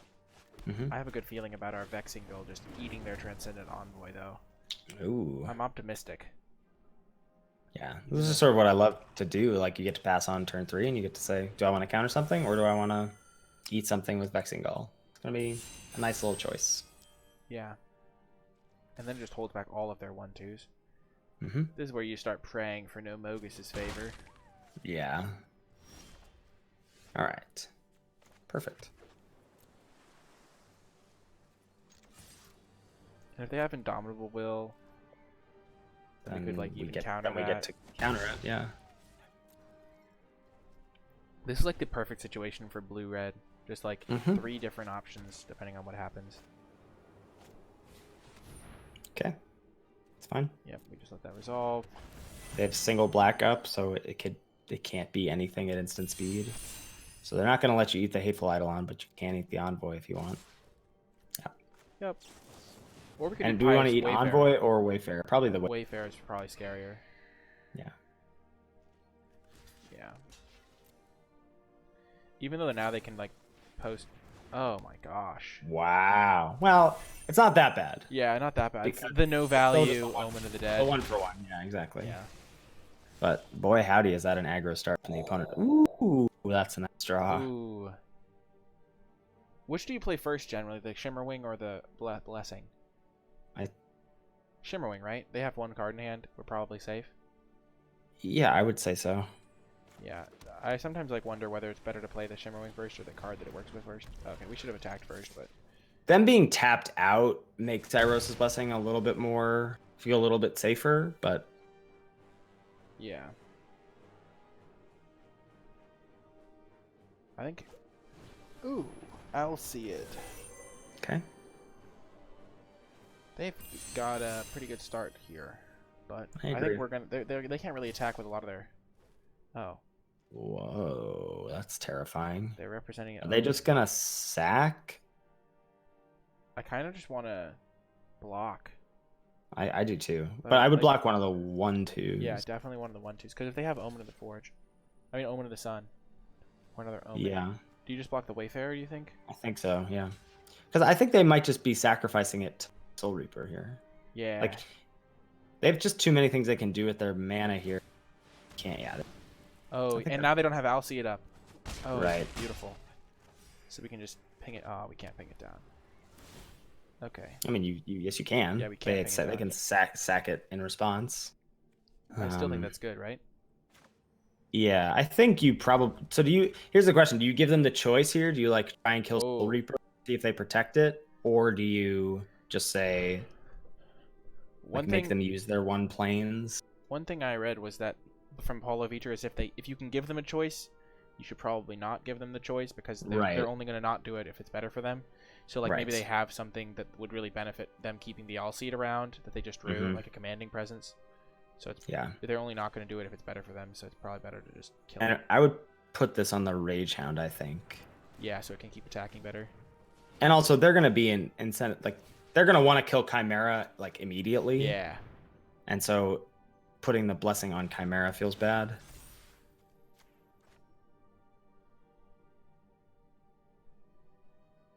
This also stopped, like, if their last card is exactly Indomitable, if we targeted the Soul Reaper and they had that, that would be pretty bad. Yep. Because Envoy makes it cheaper. I like trying to hold back the 1/2s. The one argument to trying to put it on the Shimmerwing is that then you can block Soul Reaper of Mogus, but they're just going to do the sack again. Block the Eidolon. Yeah.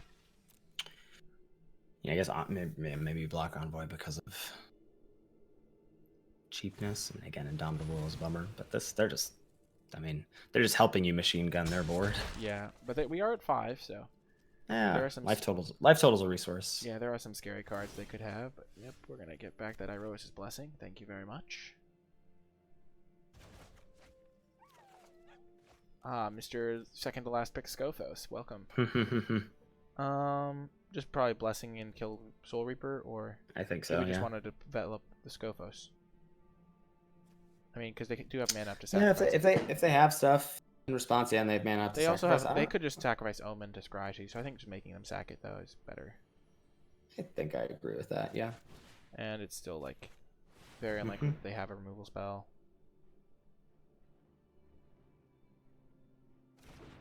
Also, not putting it on Shimmerwing doesn't expose us to like revoke existence, killing both of our cards, or like instant speed Heliod's.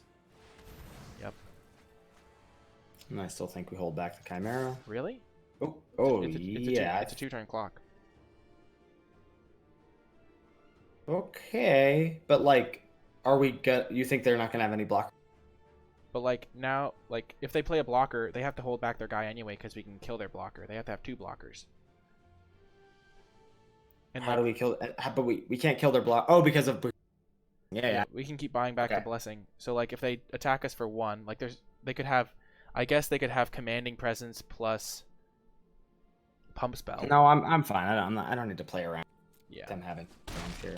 But like I noticed that it was a 2-turn clock, and I'm just like, well, now they kind of have to hold back in chump mode, unless they have commanding presence into thing. Okay, Omen of the Sun's a card. This card. Yep.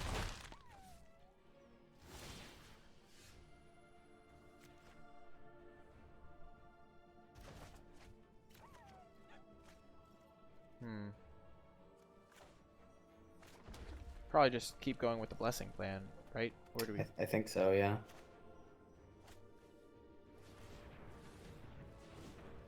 We could like go Ichthyomorphosis and Final Flare or something, or.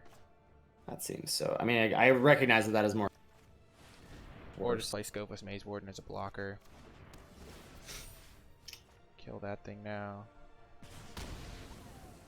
You want to leave back Chimera now? Yeah, definitely. Okay. Now I'm terrified. Now I'm like regretting that last attack because Omen of the Sun is like not great. If they double block here, I'm like actually pretty happy because we've gotten enough value out of the blessing that like, yeah, we're in a good spot now. Because we have 4 cards now that we can cast. Yeah, this feels totally fine. I'm so much happier that they don't have the tokens, to be quite honest. Mm-hmm. We have so many answers. We can just like start like Ichthyomorphosing, holding up our Deny the Divine. Like, how many cards in our graveyard? We have 3. One of them is the Rage Hound.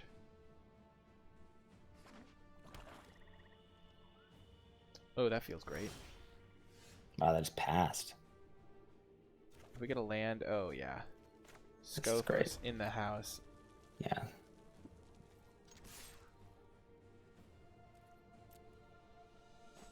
I can't believe this card comes around so late. It's pretty egregious. Yeah, it's like the biggest one. Like a lot of the cards are pretty properly rated, I think, but like then this one just comes around like last pick. So that was like one of the first things someone told me when I was streaming this set. It's like, oh, you don't have to prioritize Scophos. You don't really have to prioritize Entrancing Lyre either. You can get those ones pretty late too. Wow. Like you get them like 5th or 6th pretty regularly. Those are the 2 biggest offenders, I think. At least they're uncommons this time.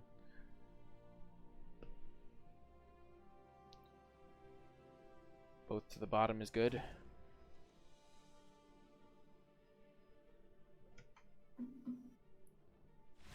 Boom. All right. Got the W. Feels 2-1. 2-1, yeah. Including the round with opponent left, but feels good. No, I'll tell you. A win is a win. Oh, welcome to round 4. 2-1 so far. Gonna keep this hand.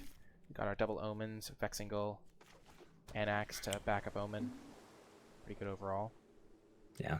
Hope to be playing against, yeah. Oh. White, I'd say, is a good deck to see for double Omen of the Forge. That was a good stinging lionfish, must be said. Mm-hmm. Ooh, white-red. Probably the ideal combination of colors to be facing. Mm-hmm. Do you like just running out Anax here?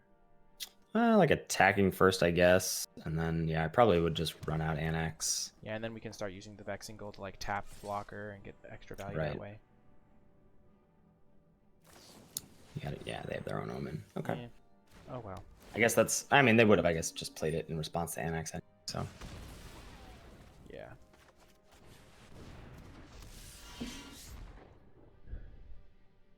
Better for them to Omen our 2-drop than our Vexing Goal. Omen of the Forge is now a nice little combat trick with Annex. Gives it +1/+0. Oh yeah, definitely a fun little upside. Annex is just so good. I really like Yeah. this card.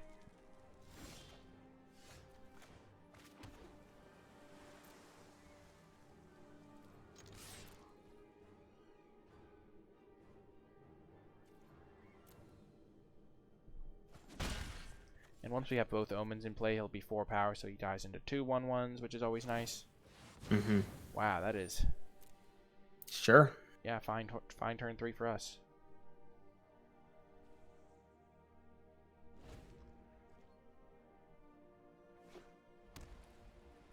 So that makes me think that their hand has a lot, like that they've got a lot of expensive stuff in their hand.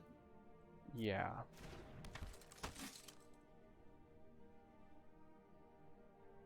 They goes for Sentinel's Eyes. Oh my gosh. Yeah, now they get the blowout here. That was real good for us.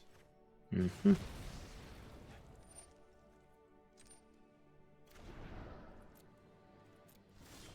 And now, oh my gosh. Perfect. I mean, this is the dream for blue red. Yeah. This is like, we're ahead on board. We've got multiple answers. We got another threat in hand. Mm-hmm. I feel like this is like the ideal situation. Okay. So we can just count. Denied. Denied. Yeah.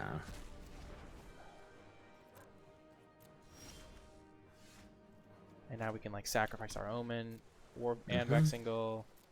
It does make the Annex a little smaller, but definitely worth it to get a good card next turn, I think. I agree.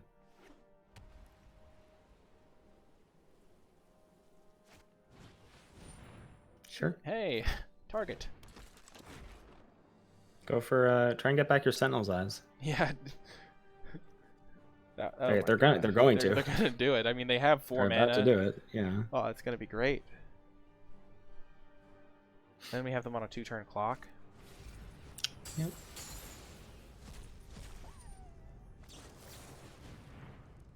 Pretty ideal. This is like the dream, how the games should like just all go. Just like perfect draw with how our cards line up against theirs. Mm-hmm. Just like... So you want to put a stop on your upkeep, right? So that we can scry. Yeah, probably. I was thinking we would wait until after. I guess, I mean, maybe you want the, yeah, we want to hit them. Yeah, that's fair, because it's a... first, I think.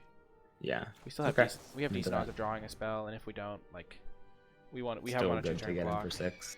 Yeah. Especially because even if they do, oh my gosh, I told you. So we would rather have a 5/4 right here. Yeah, but it is still sick because we can bounce back both of these cards post combat. Get out! You don't want to do that. You want to hit you. We hit them for 6, bounce back both of our 2 damage spells, and then burn them out. Obviously. No. Obviously. Oh gosh. There are. Oh my gosh. Massacred. They're just destroying the 1. Well, they only had enough mana to destroy the 1. Okay. Okay. Okay. So we'll take 2 1/1s. That's fine. Nice. So do we see God Scorn? No, we just wait. I think. we can. Yeah, I think we can wait because bouncing our 2 omens isn't perfect. We want to bounce one of their creatures first to get in for that extra damage. Oh my gosh, We're gonna get rid of Sentinel's Eyes again. It's too good. I told you, Sea God Scorn is amazing. It's too good. Yeah, we would much rather have that than a 5/4 with 2 1/1s to potentially sacrifice. Exactly. Actually, and 2 omens. No, we saved ourselves because if we'd had Dreamshaper Shaman, they would have waited a turn and then they would have killed both of our guys. Potentially. Well, we would have cast Shaman post combat, so I don't think so. Yeah, you're right. If they had been smart about it, they would have killed both of our guys instead. But I guess they could have just killed both of our omens instead as well. Okay. So you're telling me you're not gonna scry here because No. of Sea God Scorn? I think that is crazy. Why would I? This is crazy. I I have them dead next turn because of this. 4 + 4 is not dead. 4 plus... No, not this turn, but the turn after. Because then even if they kill one of these guys, I have double burn. Did you see how good that was? That was a 3-for-1. No, it's a 4. I gotta say, Nicolai, I'm not convinced. You'll see. It'll come up later when they have some like meaningful aura on their creature. Oh my gosh. How are you not convinced? We just got back 2 Omens of the Forge and bounced their 3/5. Knocked off Sentinel's Eyes yet again. Look, we killed them. We killed They're them. dead. Look, this extra burn, it was like basically 6 mana, bounce your creature, lava axe. No, you're right. A 5/4 could have never done anything like that. 5/4 would have never dealt any damage. 5/4 is useless on that board, clearly. It just trades with Dreamstalker that they would have drawn in 2 turns. If they had 2 turns of life. See, yeah, you'll see. Eventually, you'll see the Sea God scoring. See, it was good enough in that situation, and then in the best case scenario, well, you'll see. Okay. Okay, this is another pretty good hand, I'd say. We have our Crow in War for the first time, finally surfacing. Stalker Manticore into NX. This is just a great beatdown draw. I'd honestly forgotten about. I'd forgotten about the Akron War in our. Yeah, the only time I thought of it was when they had Uro in play, and I was like, please draw Right. Akron War. Do you like leading with NX here or Manticore? Probably Manticore. It hits harder. I like leading with. So I think it's an. So I think it's interesting to think about. Are we gonna do? So we don't want to trade with the Rage Hound. And I guess Manticore, if it's in play and we draw an instant next turn, it's just hard to imagine that we're going to do anything other than Chimera. Yeah, I don't think we want to trade with the Rage Hound because we can kill it so easily, and we are also hitting them for 4 while they're hitting us for 3. And it doesn't block, so we can also just race them, presumably. Like with the Crow in War. It also kills itself to a Crow in War. Guaranteed. Guaranteed. Wow.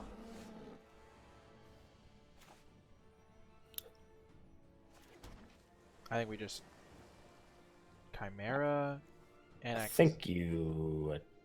So I think there is an argument to play Annex and attack. Yeah, that makes sense to me. Also, it stops them from attacking us, and we have a lot of good cards to set up. I like that line. Yeah. We also don't need to play the Chimera just because it's like a card we could play. Right. If they trade here, it's really good for us. Yeah, we get 2 1/1s. Yeah. It's great. And we get stupid Soul Reaper off the board. Yeah. Feels good. That was like a really good turn. I think so. I'm just like starting to imagine scenarios where we draw Sea God Scorn and it's fantastic. It's I don't think we block here. We could block. It just doesn't seem ideal. Because this thing can I don't hate it. I don't hate blocking here, honestly. But because like I guess we're taking a lot of damage from it if we don't block it. Like we're hitting them back. We only lose 1 power of aggression. Right, if we don't block it now, what are we doing next turn? Are we Chimera or are we I think we're just gonna probably a Crow in War, but we're probably gonna take we just take something else, right? Yeah. I think I like this block. And we have 3 power on play.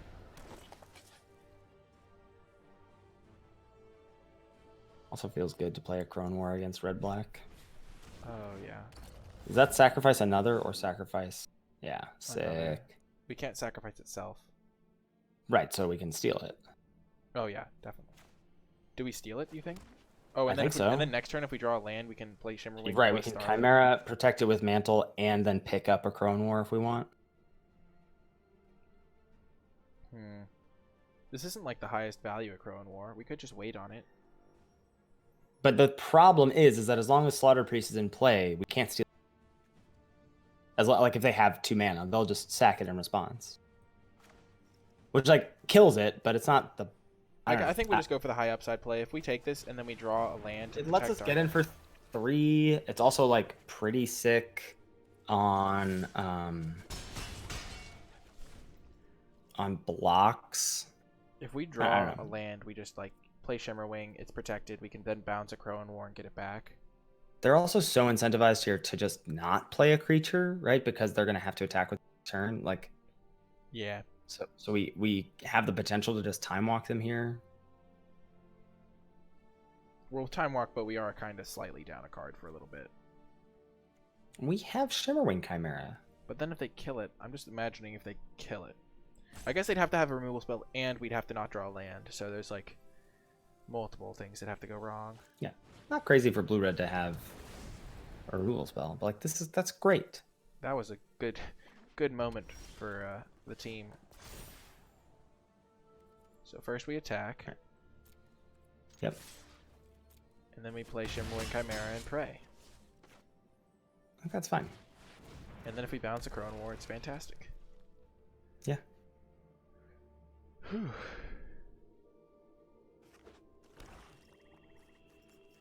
If we'd drawn a land, that would have been great. Would have been even better. Right. That would have been the dream. Come on, what are the odds that a red-black player has a removal spell? Yeah, it doesn't. Not just any removal spell, one that does 2 damage. Yeah, come on. Yes! Oh my gosh! Pick it up. Oh, I wish we took it for... Oh my gosh. That seems a bit too greedy to just play their blessing. Well, we know they don't have removal. I think we now need to protect Shimmerwing Chimera. I think we cannot tap out of Starlit Mantle. Yeah. We'll play the Naiad. I think we just play Naiad and attack and pass. Yeah. It is still quite sick. Right. Well, now, even if we don't draw a land, we can Start cast one of our start 4 drops and then mantle on their turn. Yeah, start the machine gun. Yeah.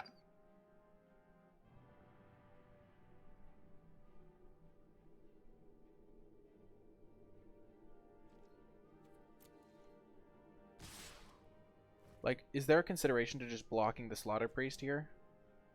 Well, so they can always just follow up with a... They can just let it happen. Oh, and follow, but then we can protect it But with our then you Starlit. can mantle. So I think I like that here. Yeah. Yeah, because they're sacrificing a real card. Oh, this is going to work out perfectly. Oh my gosh. And it cleans out their graveyard. Oh my gosh, they think they're getting such sick value too. That's the best part, is they're like, oh man, we really played them. They didn't know we had this Hateful Idol on. I mean, I didn't know they had it, but like, oh my gosh. Oh my gosh. And they can't escape their Underworld guy anymore because they don't have any cards in their graveyard. And we can just get back the, oh my gosh. What a blowout. Wow. That was so good. This is pretty savage. Oh my gosh. And we just get back Starlit Mantle. Yep. Oh my gosh. And we still have And? the Crone War to take anything. That you doesn't want. matter. Oh, yeah. So, Oh, wait. We don't even have... This is, wait, is why, that, I did not is that mean what to we want, click or on- do you want to... I was thinking of... kind of just want a blessing here. Yeah. I think we just keep holding up blue mana. And I think they don't even have Omen of the Forge, because if they did, they would have cast it already, so it doesn't matter. You could put it on the Shimmering Chimera, honestly. Yeah. So then you can block. What do we kill? Just the Slaughter Priest, probably? I think so, yeah.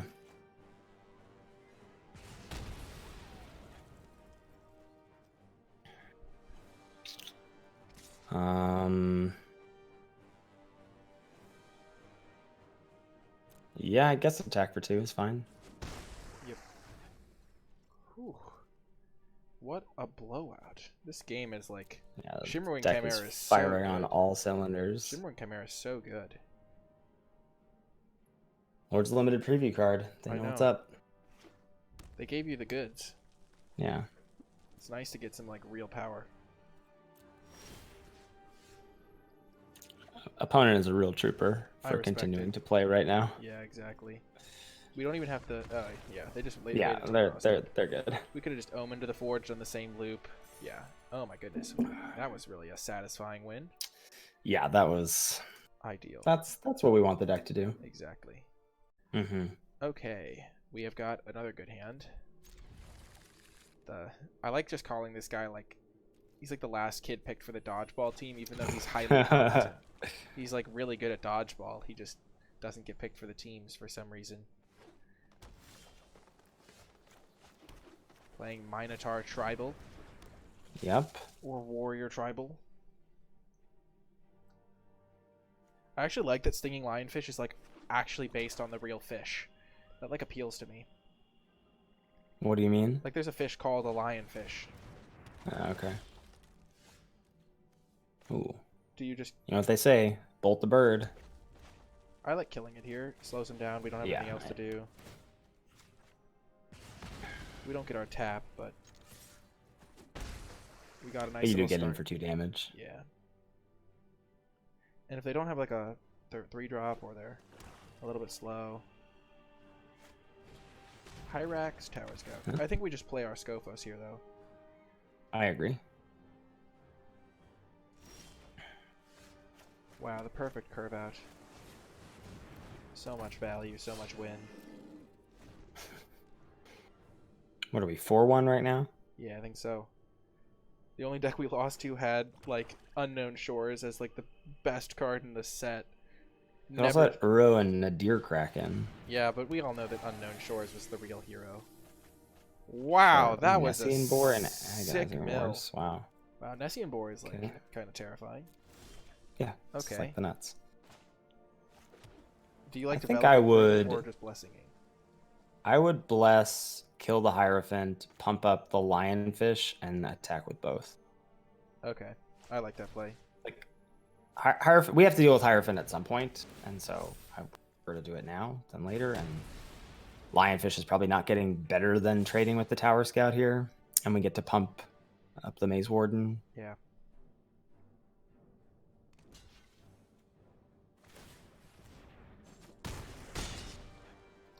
There's some consideration to just waiting a little bit longer to get the War Leader in play for an even bigger attack. I guess. But yeah. Yeah.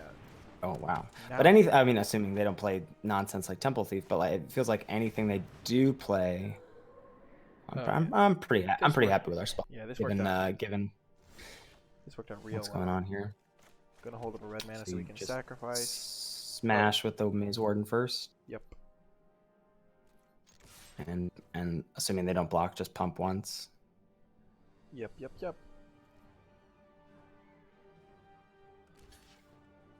Okay, sure, deal. Block, sack, Take it, opponent. just block. What? That is crazy. Gotta hold up the Scophos War Leader sacking for extra power in case they have like some Warbriar Blessing play with a, I don't even know, just seems better. Nice. Nice. This is where I like to say nice back. Oh, Okay, no. so they're gonna omen back Nessie the and boar. Oh, gosh. Okay. Well, we can just double block it, right? Or we can just You attack can into. also We can attack into it with both. I mean, you can give. No, I guess yeah, you can. Give menace. No, yeah. Give We can. menace. Then they double block. All right, so there's a pig. What do we have? So hold on a second, because we want to scry in upkeep here? I'm thinking that this card can be valuable to sacrifice to the War Leader, so that we can attack with Scophos Maze Warden and then block this and sack 2 things. Because you can use this multiple times. Yeah. So are you thinking about not attacking? Or are you thinking about what are you thinking about doing next turn? Attacking with Maze Warden. We could sacrifice the Omen to attack with this guy too.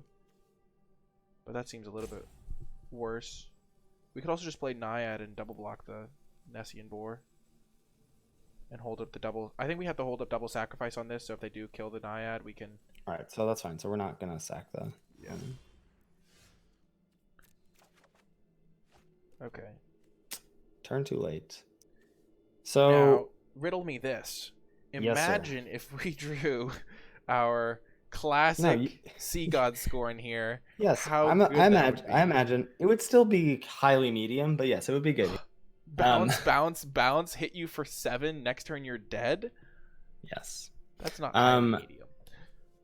I think I don't want to attack. Not even with. Wow. Well, it makes me a little nervous if they have any, but I guess we're still drawing a card. So yeah, I think you can attack with the Maze Warden. And then we play Naiad. And hold up Deny. Yeah. Having Deny is a pretty nice. Yeah, because then warm, Warbriar fuzzy Blessing feeling. doesn't get us. Right. If they block So I here, think that's the dream. that would be a large dream. Yeah, I agree. I would be shocked if they blocked. Their username is Demonic Tutor 666, so like the devil's number. That's true. Wow. Deal. These are not the blocks you were looking for. It's the blocks I'm looking for. Yeah, I would have preferred them to block with boar, but you know, can't have it all. Sure. And then we'll just hold up double red so that we can sack 2 things to Skullfos War Leader if need be. Mm-hmm. Nessian Boar is such a scary card. It's so scary. It's surprising to me how many people don't like. I think everyone assumes that it has to attack each turn, and it in fact does not. It would be more balanced if it had to attack each turn, but like Yeah. it's a way cooler card that it doesn't. I like how it like is just a massive creature that kind of incentivizes teamwork, I guess. Well. That feels deniable to me. Yeah, I like denying. Denied.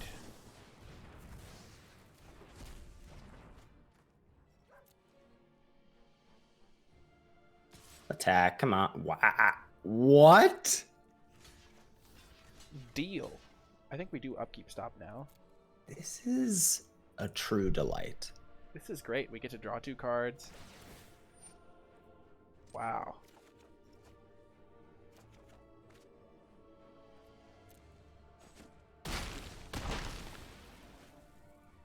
Upkeep. What if they have another omen? Even if they do, they're in kind of bad shape here. Ooh. Mm-hmm. Do we keep Vexingle? Yep. I think so. It's a nice little Threadaruski.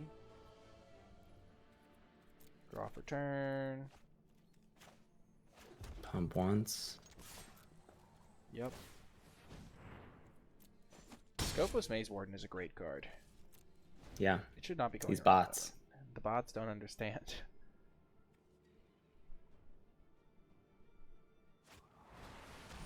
Final death. All right. I can't pump it 4 times to get it in my graveyard to fuel my You rage. you did good, Skullfos Maze Warden. You did real good. You did a good job. It was an honorable play. Whew. Nice. Nice. Late, but nice. I think we hold the land now just in case they end up having a discard spell later, like Aspect of Lamprey, so we can protect. Sure. Because we don't have ways to use the mana anyway. Okay, Loathsome Chimera. Doesn't deal with my Vexingle. Nope. Do you like Ichthyomorphosing it anyway so they can't have Warbriar Blessing? I mean, if they had Blessing, wouldn't they have done it? I mean, like as a top deck. Because they do get a couple scries to look for it. And it... Yeah, I think no. I think I'm fine to wait.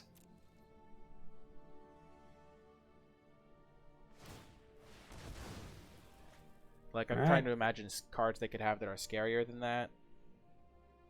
Or, like, better to Ichthyomorphosis. Certainly. Scarier than that at common, probably not. But, like, even, yeah, 2 cards to the bottom feels good. They could just have, like, some crazy rare, like the 4-mana 4/4 that... Right, or if they play, like, Arasta, like...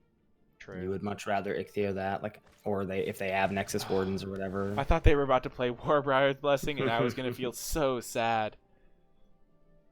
I think on this, like, it changes from turn to turn. Like, now it might be worth it because they have a clock.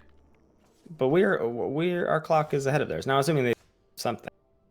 Well, now I still think I like holding, because we win this race right now, right? Yeah, but it's kind of close. Just saying we don't have to. This is drag. So now you get to flare in response if you want, which I think you do, right? I mean, I guess they just get it back is sort of what you're feeling. Yeah, they get it back bigger, and we can just Ichthyomorphosis it. Right, and if they get it back and we're forced to Ichthyo it, it's still a 1/2. Okay. It's slightly bigger. So we're gonna let this resolve, and we're gonna Ichthyo. Yeah. Okay.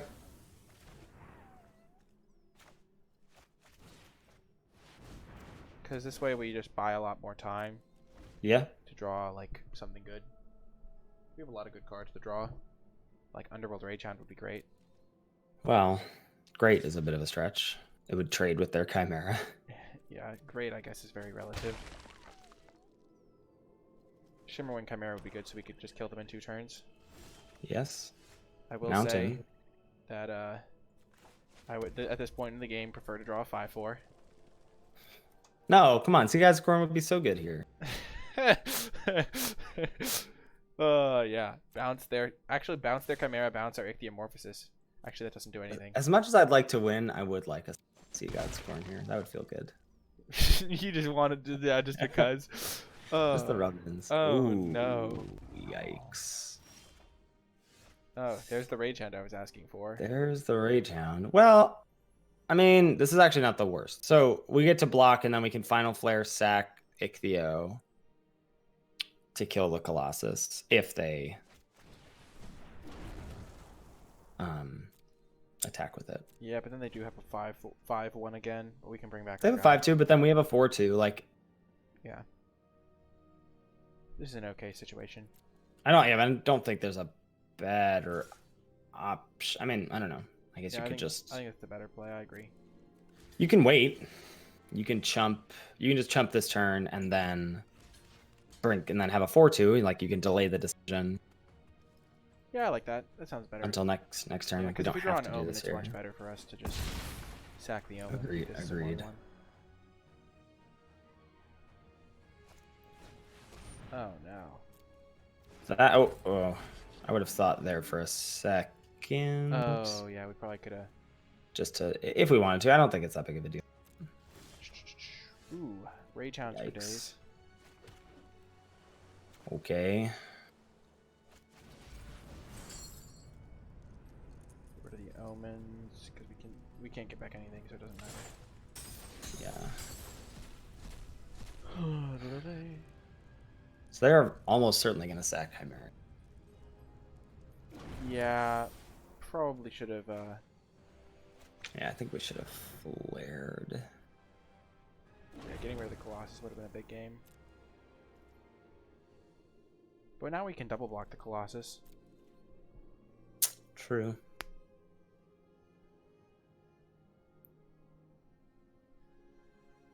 I wonder if we're supposed to flare there to kill Reaper. Why doesn't it? Oh my gosh, I thought it would give us. No, the sacrifice doesn't let you respond. Interesting. Oh right, because it sacks the creature immediately. Yeah. We have a double block on the Nyxborn Colossus. I think killing the Nyxborn would have been better, in retrospect. Oh no. Yikes. Well, it's not the worst. They tap down our Rage Hound, we block, sack the one that's tapped down, bring it back.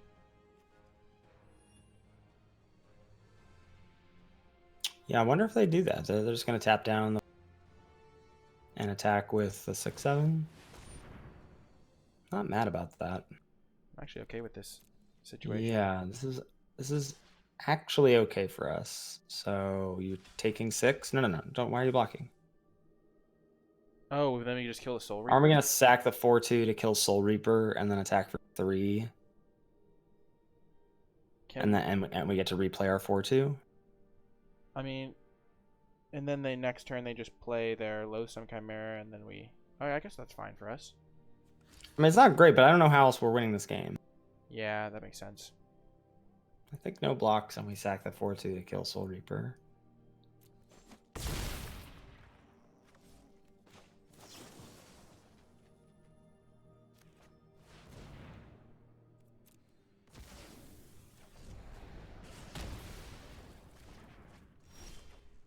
Oh, land is brutal. Pretty bad. Pretty suboptimal.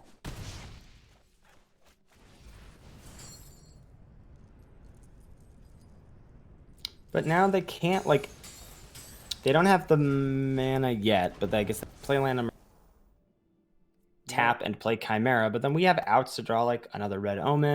A Sea God Scorn. A Sea God Scorn. I really want to draw it now. I went through a phase in this game where I really didn't want to draw it, and now I'm like back on, please draw it. Oh, though to be fair, Dreamshaper Shaman would probably still be good in this spot. With Rage Hounds? Yeah, sack a Rage Hound, get value.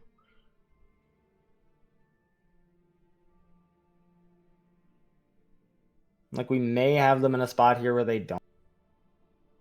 Like, we're definitely not blocking if they attack. No.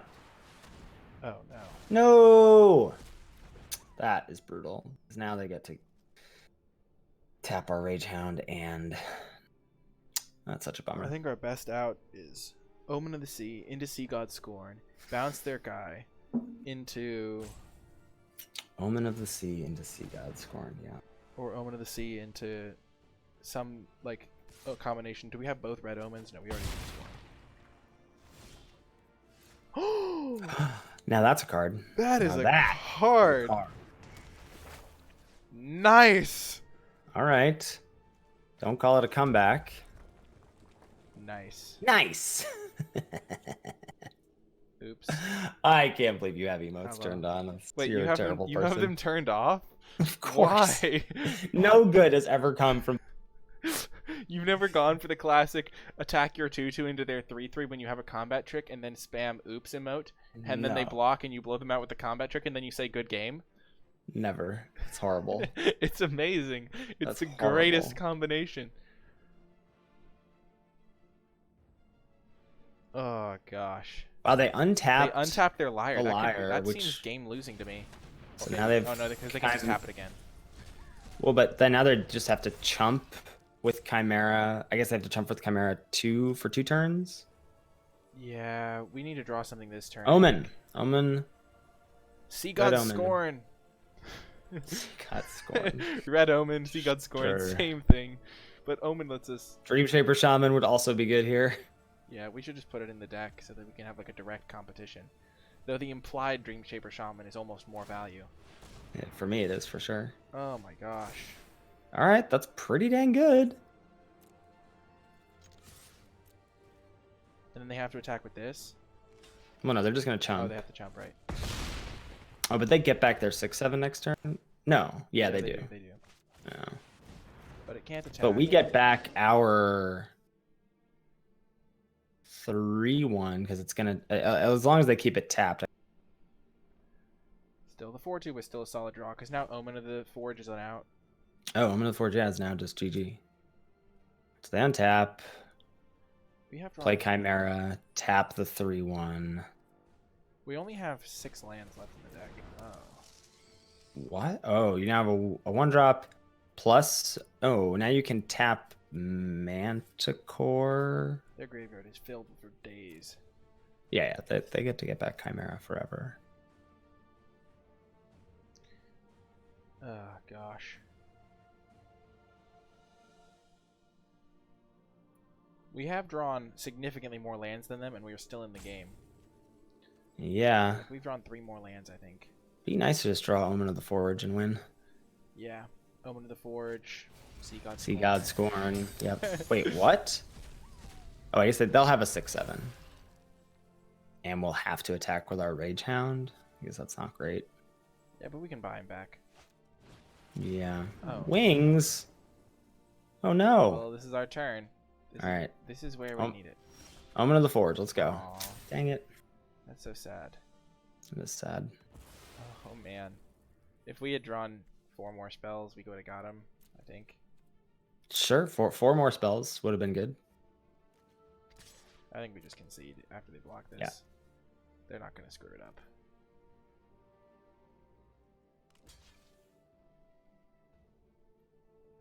Maybe if I had used the final flare correctly, it would have made a difference. But yeah, we're just gonna give it up. You can't always win them.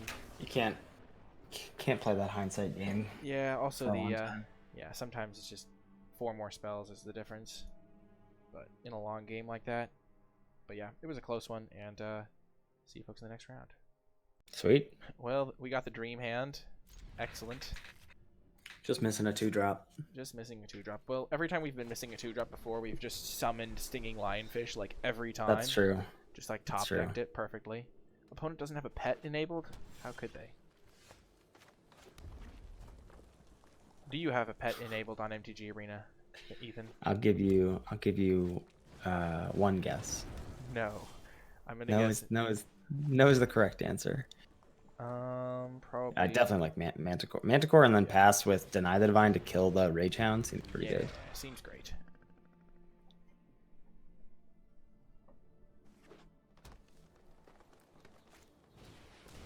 No! Sad day. Well, they didn't kill our Chimera, so we can start That's true. assembling the machine gun. That's true. All right. Do you like just jamming Chimera here?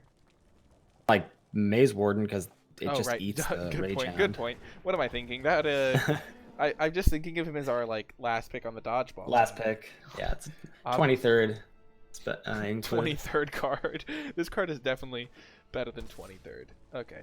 Yeah. We're just gonna block. And Block. hope for the best. Yes. Yeah. Crunch. Take that, Underworld Ragehound. Oh my gosh.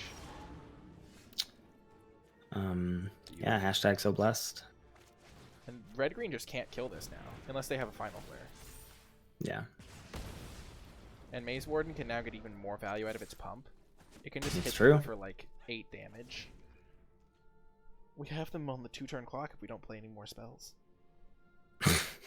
We just pump Maze Warden 4 times. Yeah, that's how the game's gonna play out. That's how it's gonna play out. Oh no. Okay. That shuts our plan down. I like playing Chimera here. Yeah. Because they just have to kill it now. Mm-hmm. And then if they don't kill Which it... I think is not unreasonable. Yeah, they already used 1 Omen of the Forge. Feels bad. Brutal. We would have had to wait a long time to get the Divine backup, though. Right. And then they would have killed Scopa's Maze Warden anyway, so... Furious Rise. Okay. Yikes. Now I think we just attack in and trade. Yeah, but it's not great. Well, they can't. They'll have, they can't. they can... Well, they can just escape Ragehound and then they'll have a 4. We can deny the Divine the Ragehound. Oh, that's true.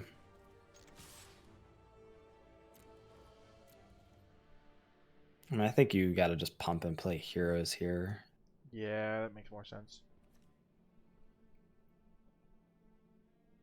I guess it's possible they don't block. Seems unlikely, but then I like playing Annex and holding up deny. So I guess what are we denying? This is interesting. So I was just double checking how much mana we had. yeah. So they're not blocking. So do we pump play heroes? Like, what does not blocking mean? It means They don't have another 5 power thing, and they don't want to. They want to save their escape for Typhon. I think getting heroes out is good. I think so too. So pump play heroes. Though I guess the flip side is, and it's too late now, but so Annex, no, that's fine. I still think we have to do this now. The flip side is if we Annex deny the Divine, then Annex is 4 power this turn, and then the following turn it's a 5 power if we stick heroes pre-combat, so we can attack with both Annex and Scophos into Forerunner. That is true. But now we can hold up Counterspell next turn. Right. So if they're like inclined to trade, oh, interesting. Well, that's just peachy. Right. So they're inclined to like fill up their yard this turn so that they can have. Like they don't get to play this 3/3 if they don't trade. So now we can attack with Scophos, offer the trade here. If they don't trade, then we can play an axe, and if they do trade, we can play Stinging Lionfish and hold up our counter. Yep.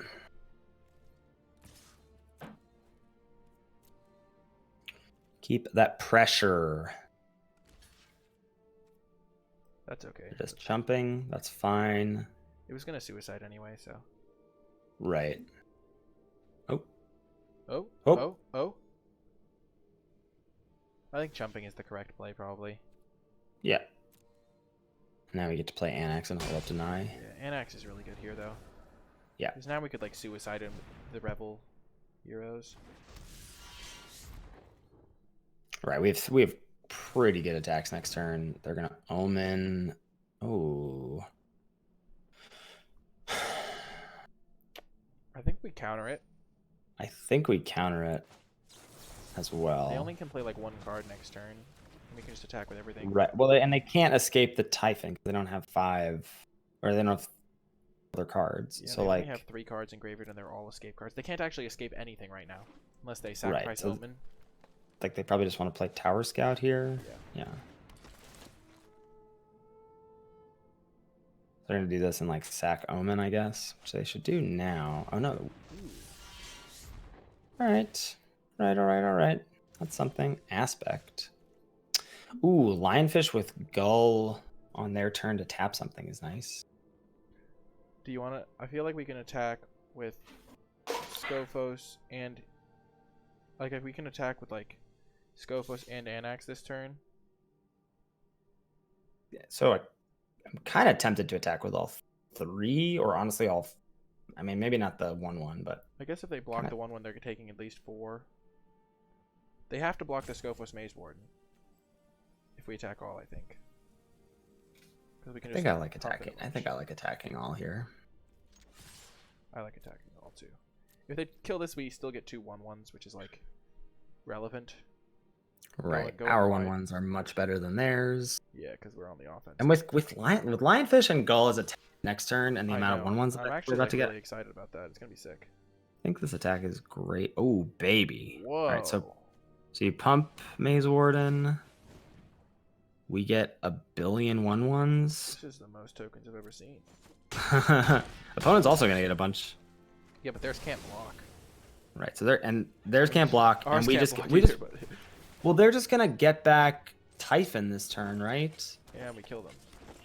And we kill them. So we Wow. just play Lionfish. This is so sick. Oh my gosh! Look at all the 1/1s. Annex Look at all the 1/1s. So good. They have 5 satyrs. We have 6 satyrs. 7, yeah. Yeah, I'm glad we attacked with this satyr because now we actually set it up. We present it. Yeah, well. We have lethal either way, I think. Wow, I'm surprised they blocked that way. I mean, they were they were rocking a hard place here, so. Yeah, that is what I'm talking about. Got him. This is great. So. Sure. You could even eat one with a Gull, yeah. Yeah. Just for ultimate rubbins. Yep. They have no cards in hand, so. That was a sweet game. Yeah, that was very sweet. We had, oh my gosh, yeah. Yeah. Beat the Furious Rise. Just pulling it out. Anax just coming in clutch. Yeah. The Alpha that Strike was awesome. win. Oh yeah, feels good. Welcome to round 8. This is where crunch time begins. Got to get those wins. We have a great hand though, I think. Yeah. We have the classic. We've had great hands. Yeah. With I feel like every one of our openers is yeah. good. Never had to mulligan. Opponent also on. Oh no, oh yeah, no. Yeah, opponent on the no pet lifestyle. Living the Lord Tupperware way. Do you already feel like you have an advantage against people who have no pets? Well, I have the high level pet from last season, showing my dominance. Uh-huh.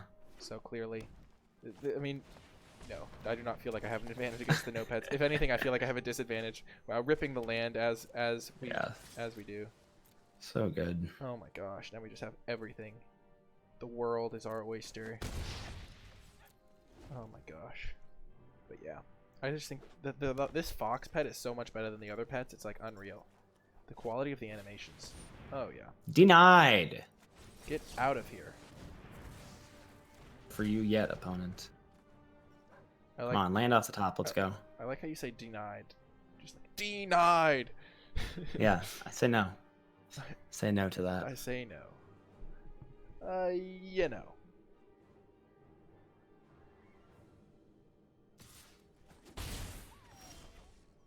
Do you want to just blessing? Lucky boy. I do, yeah. I mean, they seem to be stuck on their second color unless. I think that makes me want to blow up the Nessian Wanderer even more. Also, the 4/2 can like trade with literally anything. Mm-hmm. Yeah. Saving it for heroes is like tempting, but like. Oh yeah. Oh. Uh-oh. They didn't hit their land drop. We just gotta go for the throat. Oh yeah. Get ahead, stay ahead. Yeah. It's funny. Opponent's just like, oh, the forest. Oh, what do you got? Typhon? Oh, they're we can play Anax though. Yeah. So when they trade, we Anax is great here. Ones. Trade. Now they now have enough stuff in. Well, maybe not. They probably sold 2. We get 2 1/1s. Anax is no longer a 5/3. He goes down to a 3/3. But it'd be a 4/3 if we can stick heroes next turn or Rage Hound. Yeah. I guess we don't have enough fuel just yet. Yeah, and if they don't draw a land, they're in such bad shape.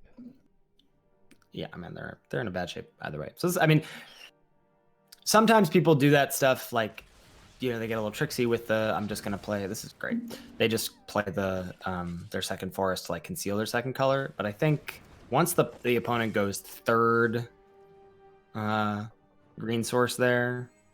I think that's an indication of them being stuck. I think we just play the Underworld Rage Hound. Yeah, I'm into that. Yeah, I think that is actually like a play that can sometimes pay off because your opponent might play differently if they think you're stuck on colors, but they just missed land drops, so it's not the case. And we'll save these. I don't think chump attacking there is the crazy. Just like guaranteeing 2 damage, because now they'll be invalidated. Escapes the Chimera. I'm assuming that they're going to trade off with the Rage Hound, though. Sure. Yeah. And once we have heroes, we'll have even more 1/1s. And we have the Lionfish Vexing Goal combo to tap. Cook combo. Okay. Okay. Here we go. Escaped. Who let you out of the house? Ugh.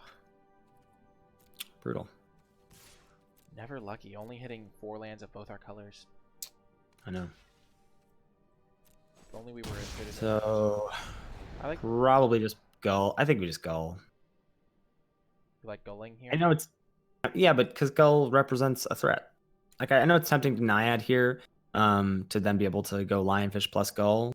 But ideally, we draw land number 5 next turn, and then we can play, like, Scophos War Leader. Yeah, that makes sense. I would have fallen for the Naiad trap for sure, because then you can just tap down the Nessian Wanderer. Yeah. Get in. I think we want, especially against mono green, we want to get.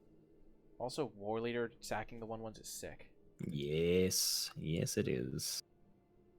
Opponent has not found their second color, or they're just mono green. I mean, maybe they're mono green. It's possible. No! Oh, come on. Opponent! Savage. Too skillful. Too skillful. Maybe they are mono green. They know the way. Yeah.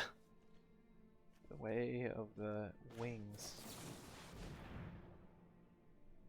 There's a really tricky like trigger on Magic Online for not wings but blood like something aspirant that like makes you like accidentally ping itself to death.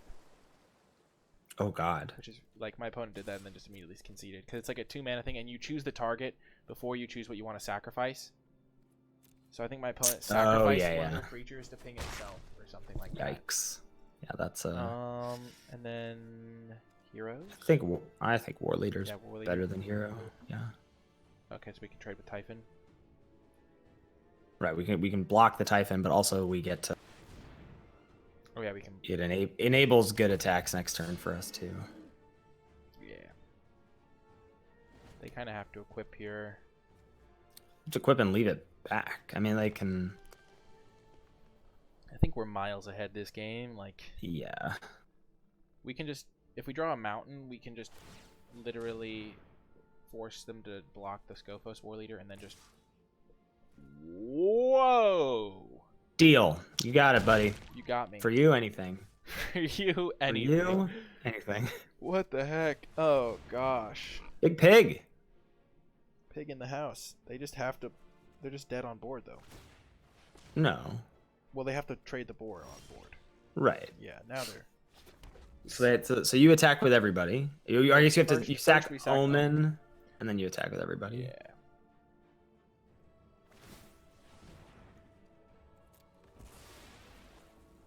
The fact that you can use this multiple times is so good. Yeah.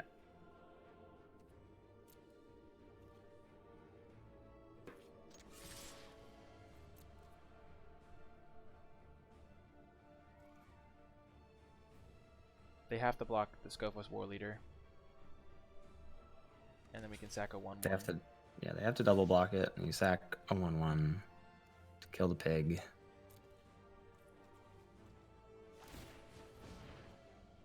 Farewell, sweet Nessian boar. We hardly knew ye. Hit them down to 3. And now you don't have. So oh no, you don't.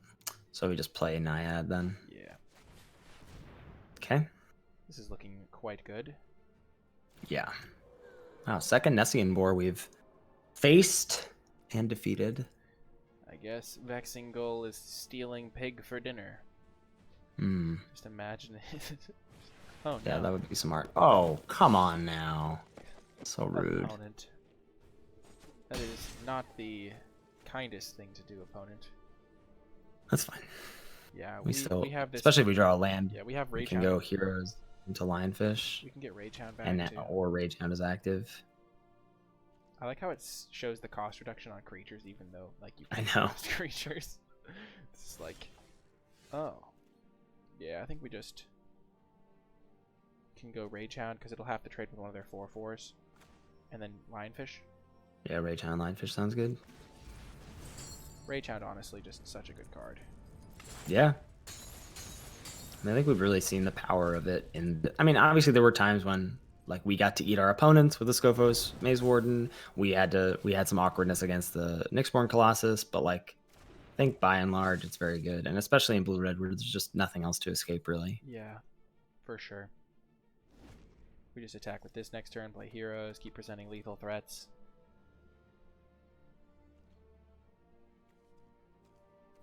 They are nowhere near escaping. Is that a good draw? So we kill this 4/4. I think we just play. I just think we just attack with Rage Hound and play here. Yeah, I agree. I think next turn it'll be really good though. Yeah. Because we'll just go so much wider at that point. They actually are mono green, I think. Like, I think they are. It feels weird to run Nessian Wanderer in mono green, but obviously I don't know the exact composition of their deck. Yeah. Something I was noticing in my one arena draft, the Skull of Grove Dancer goes pretty late. Yeah, that card is great, I think. Yeah. I had someone ask me the other day if it was just like a bad Grizzly Bears, but I think it just does a lot in the format. Yeah. It's 2-mana 2/2. It's an enchantment creature. It has value escape. Or yeah, value of escape, like fuels your graveyard. It's a really good card. Whoa, they got a card off of the Grove Dancer. I mean, of the Wanderer. First time for everything, I guess. I think they're dead on board. If we use they're dead on board, and I don't think they can have anything for a single green mana. Kill that. You don't even need to Final Flare. Oh, right. Yeah, they just block the block. They're dead on board, yeah. Oh, Starlight Mantle helps, too. We can even target our hero. What could they have? I guess they could have... Mystic. The thing that makes a guy puts an enchantment on the bottom. Yeah, but now you have Mantle to protect against that. We could also just mantle our heroes of the Revel. Good game. See, why would you disable emotes and get rid of that real emotion that we just... That it was a bond that we formed. Yeah, that was a really beautiful interaction you two just... Yeah. Oops. I just had to... Why are you oopsing? I just wanted to see if I could add to the interaction. I don't know.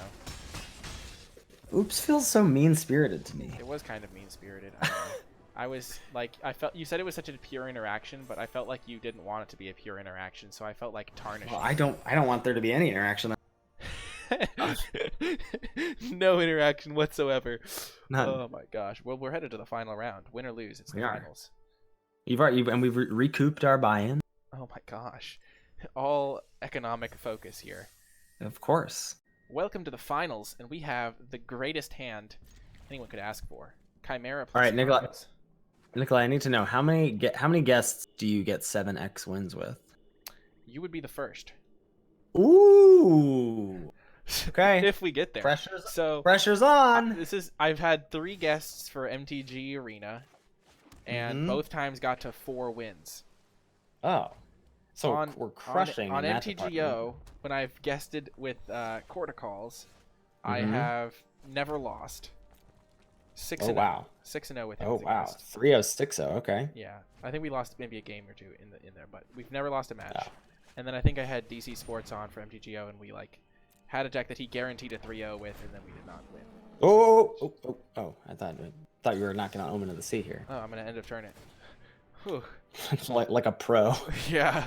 Holy heck, you had me worried. I think we keep the land and we don't keep the Omen. We don't want the Omen? I mean, we have better stuff to do, right? We have Irosa's Blessing.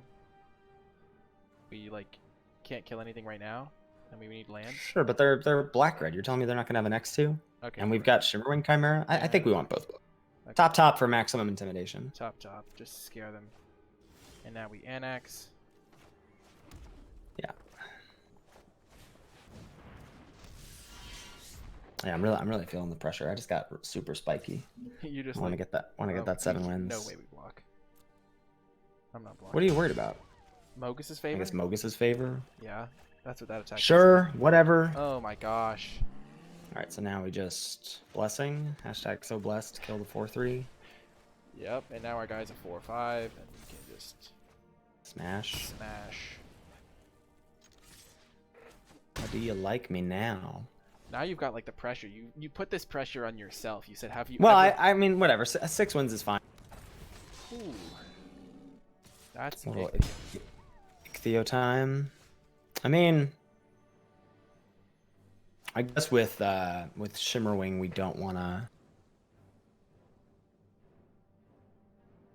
offer the trade because we want to rebuy the blessing. We still have Shimmerwing plus Omen, so we could offer the trade. That's much less exciting though. But I think we could just Ichthyomorphosis it and then immediately Omen of the Forge it so they can't sack it. But if they sack it, I think we're in okay shape. Right, if they're spending 3 mana next turn to draw a card, I think that's okay. Yeah, I think we have to Ichthyo. I think you Ichthyo. I like how we're just saying Ichthyo so, like, easily. Fishify. I like it. Ichthyomorphosis MVP. Whoa. Oh, I'm down. Sure. Deal. Sign me up. If they play something that dies to our Omen of the Forge. Oh, yeah, that would be a real treat. Scavenging Harpy incoming. I would accept that. I would accept the terms and conditions. Not quite. Yes, quite. Oh my goodness. I can taste it. I can taste the 7th win. Oh gosh, and they're like running low on cards. It feels like they would have used removal if they had it. So they sack the land pad here. Don't care. And then we just jam Shimmerwing and pray. Yeah. Well, what do we're not even praying. We're just like, okay, you have to, like, now you have 2 things on board you have to deal with. One of them being our, oh, come on. All right, so smash play Chimera. Could also flare and go, but I think it's way better to get Chimera down. Yeah, I agree. Why does it always tap mana like that? It just like doesn't want you to represent anything. No. Just I like don't know. hold up my fake Starlit Mantle, if you please. Yeah. Like. No whammy, no whammy, no whammy, no whammy. Yes! Okay, oh my gosh, the final not flare. A whammy. The final flare can even not kill it. A whammy. Oh my gosh. Yeah. This is ideal. So we're land off the top. Return Erosive Return blessing. Land me deck. Oh man. All right. Never lucky. Not quite, not quite. I think never lucky. Yeah. I think you just flare while the shields are down. Yeah, we flare this, sacrifice Omen of the Forge. Really? Over Omen of the You don't want to. You want to rebuy draw a card rather than 2 damage? I guess damage might be more relevant at this point. Yeah, that makes sense. Yeah. Also, the Anax stays big enough to attack now. Yeah, I like this better. Yeah, exactly. And now we just get to hold. We get to hold up deny here. Yeah, there's no way. And serve for 6. We hold up deny and Vexing Gull. Yeah. Say. Can taste it. We have lethal next turn. Vexing Gull plus bouncing the Omen of the Forge to shoot face. God, Genobi's so good here. Is Sea God Scorn? No, but we took it out. Portent. We can't respond. That's not great. Not that bad. I mean, they get to sack it too. We still have lethal on board. So you we have 3, 5, don't. 7. 3, 5, 7. Oh, right, because we're rebuying the Omen and they're scrying top. So you're gonna Vexing Gull in front of Lampad here. Yeah. Because like they're using this 1 mana to sack the Annex anyway. And if they don't use it to sack the Annex, then we kill them anyway. Then we get it back, yeah. I mean, we didn't even have to block really because we could just afford to go to 5, but like, why not? But it's pretty good to do so. Jeez. Hit him with the early good game. I love it. Wow. And then I like botch it with a. They didn't even. They had already seen the omen of the forge. I was about to say they just didn't even wait. They just saw the good game and just assumed. Oh my gosh. Wow. For everybody that made it to the end of the video, I do hope you enjoyed it. Remember to hit that thumbs up button, subscribe to the channel, and in the comments, leave a hashtag 7-win guest, because this is the first 7-win guest, the inaugural 7-win guest. Thank you so much, Lordtupperware, for coming on. Where can people find you if they want more? Twitch.tv/Lordtupperware. I'm also Lord Twitter, and you can check out my podcast anywhere where you download podcasts. Lords of Limited. Yeah, Lords of Limited. Cannot recommend it enough. There will be links to that there will be links to all of Lordtupperware's stuff in the description below and in the pinned comment. You can also check out the Lords of Limited YouTube channel. Tons of fun having him on. Thank you so much, Lordtupperware. And we did get those maximum wins thanks to your drafting guidance. I do appreciate it, and I'll talk to all you folks next time.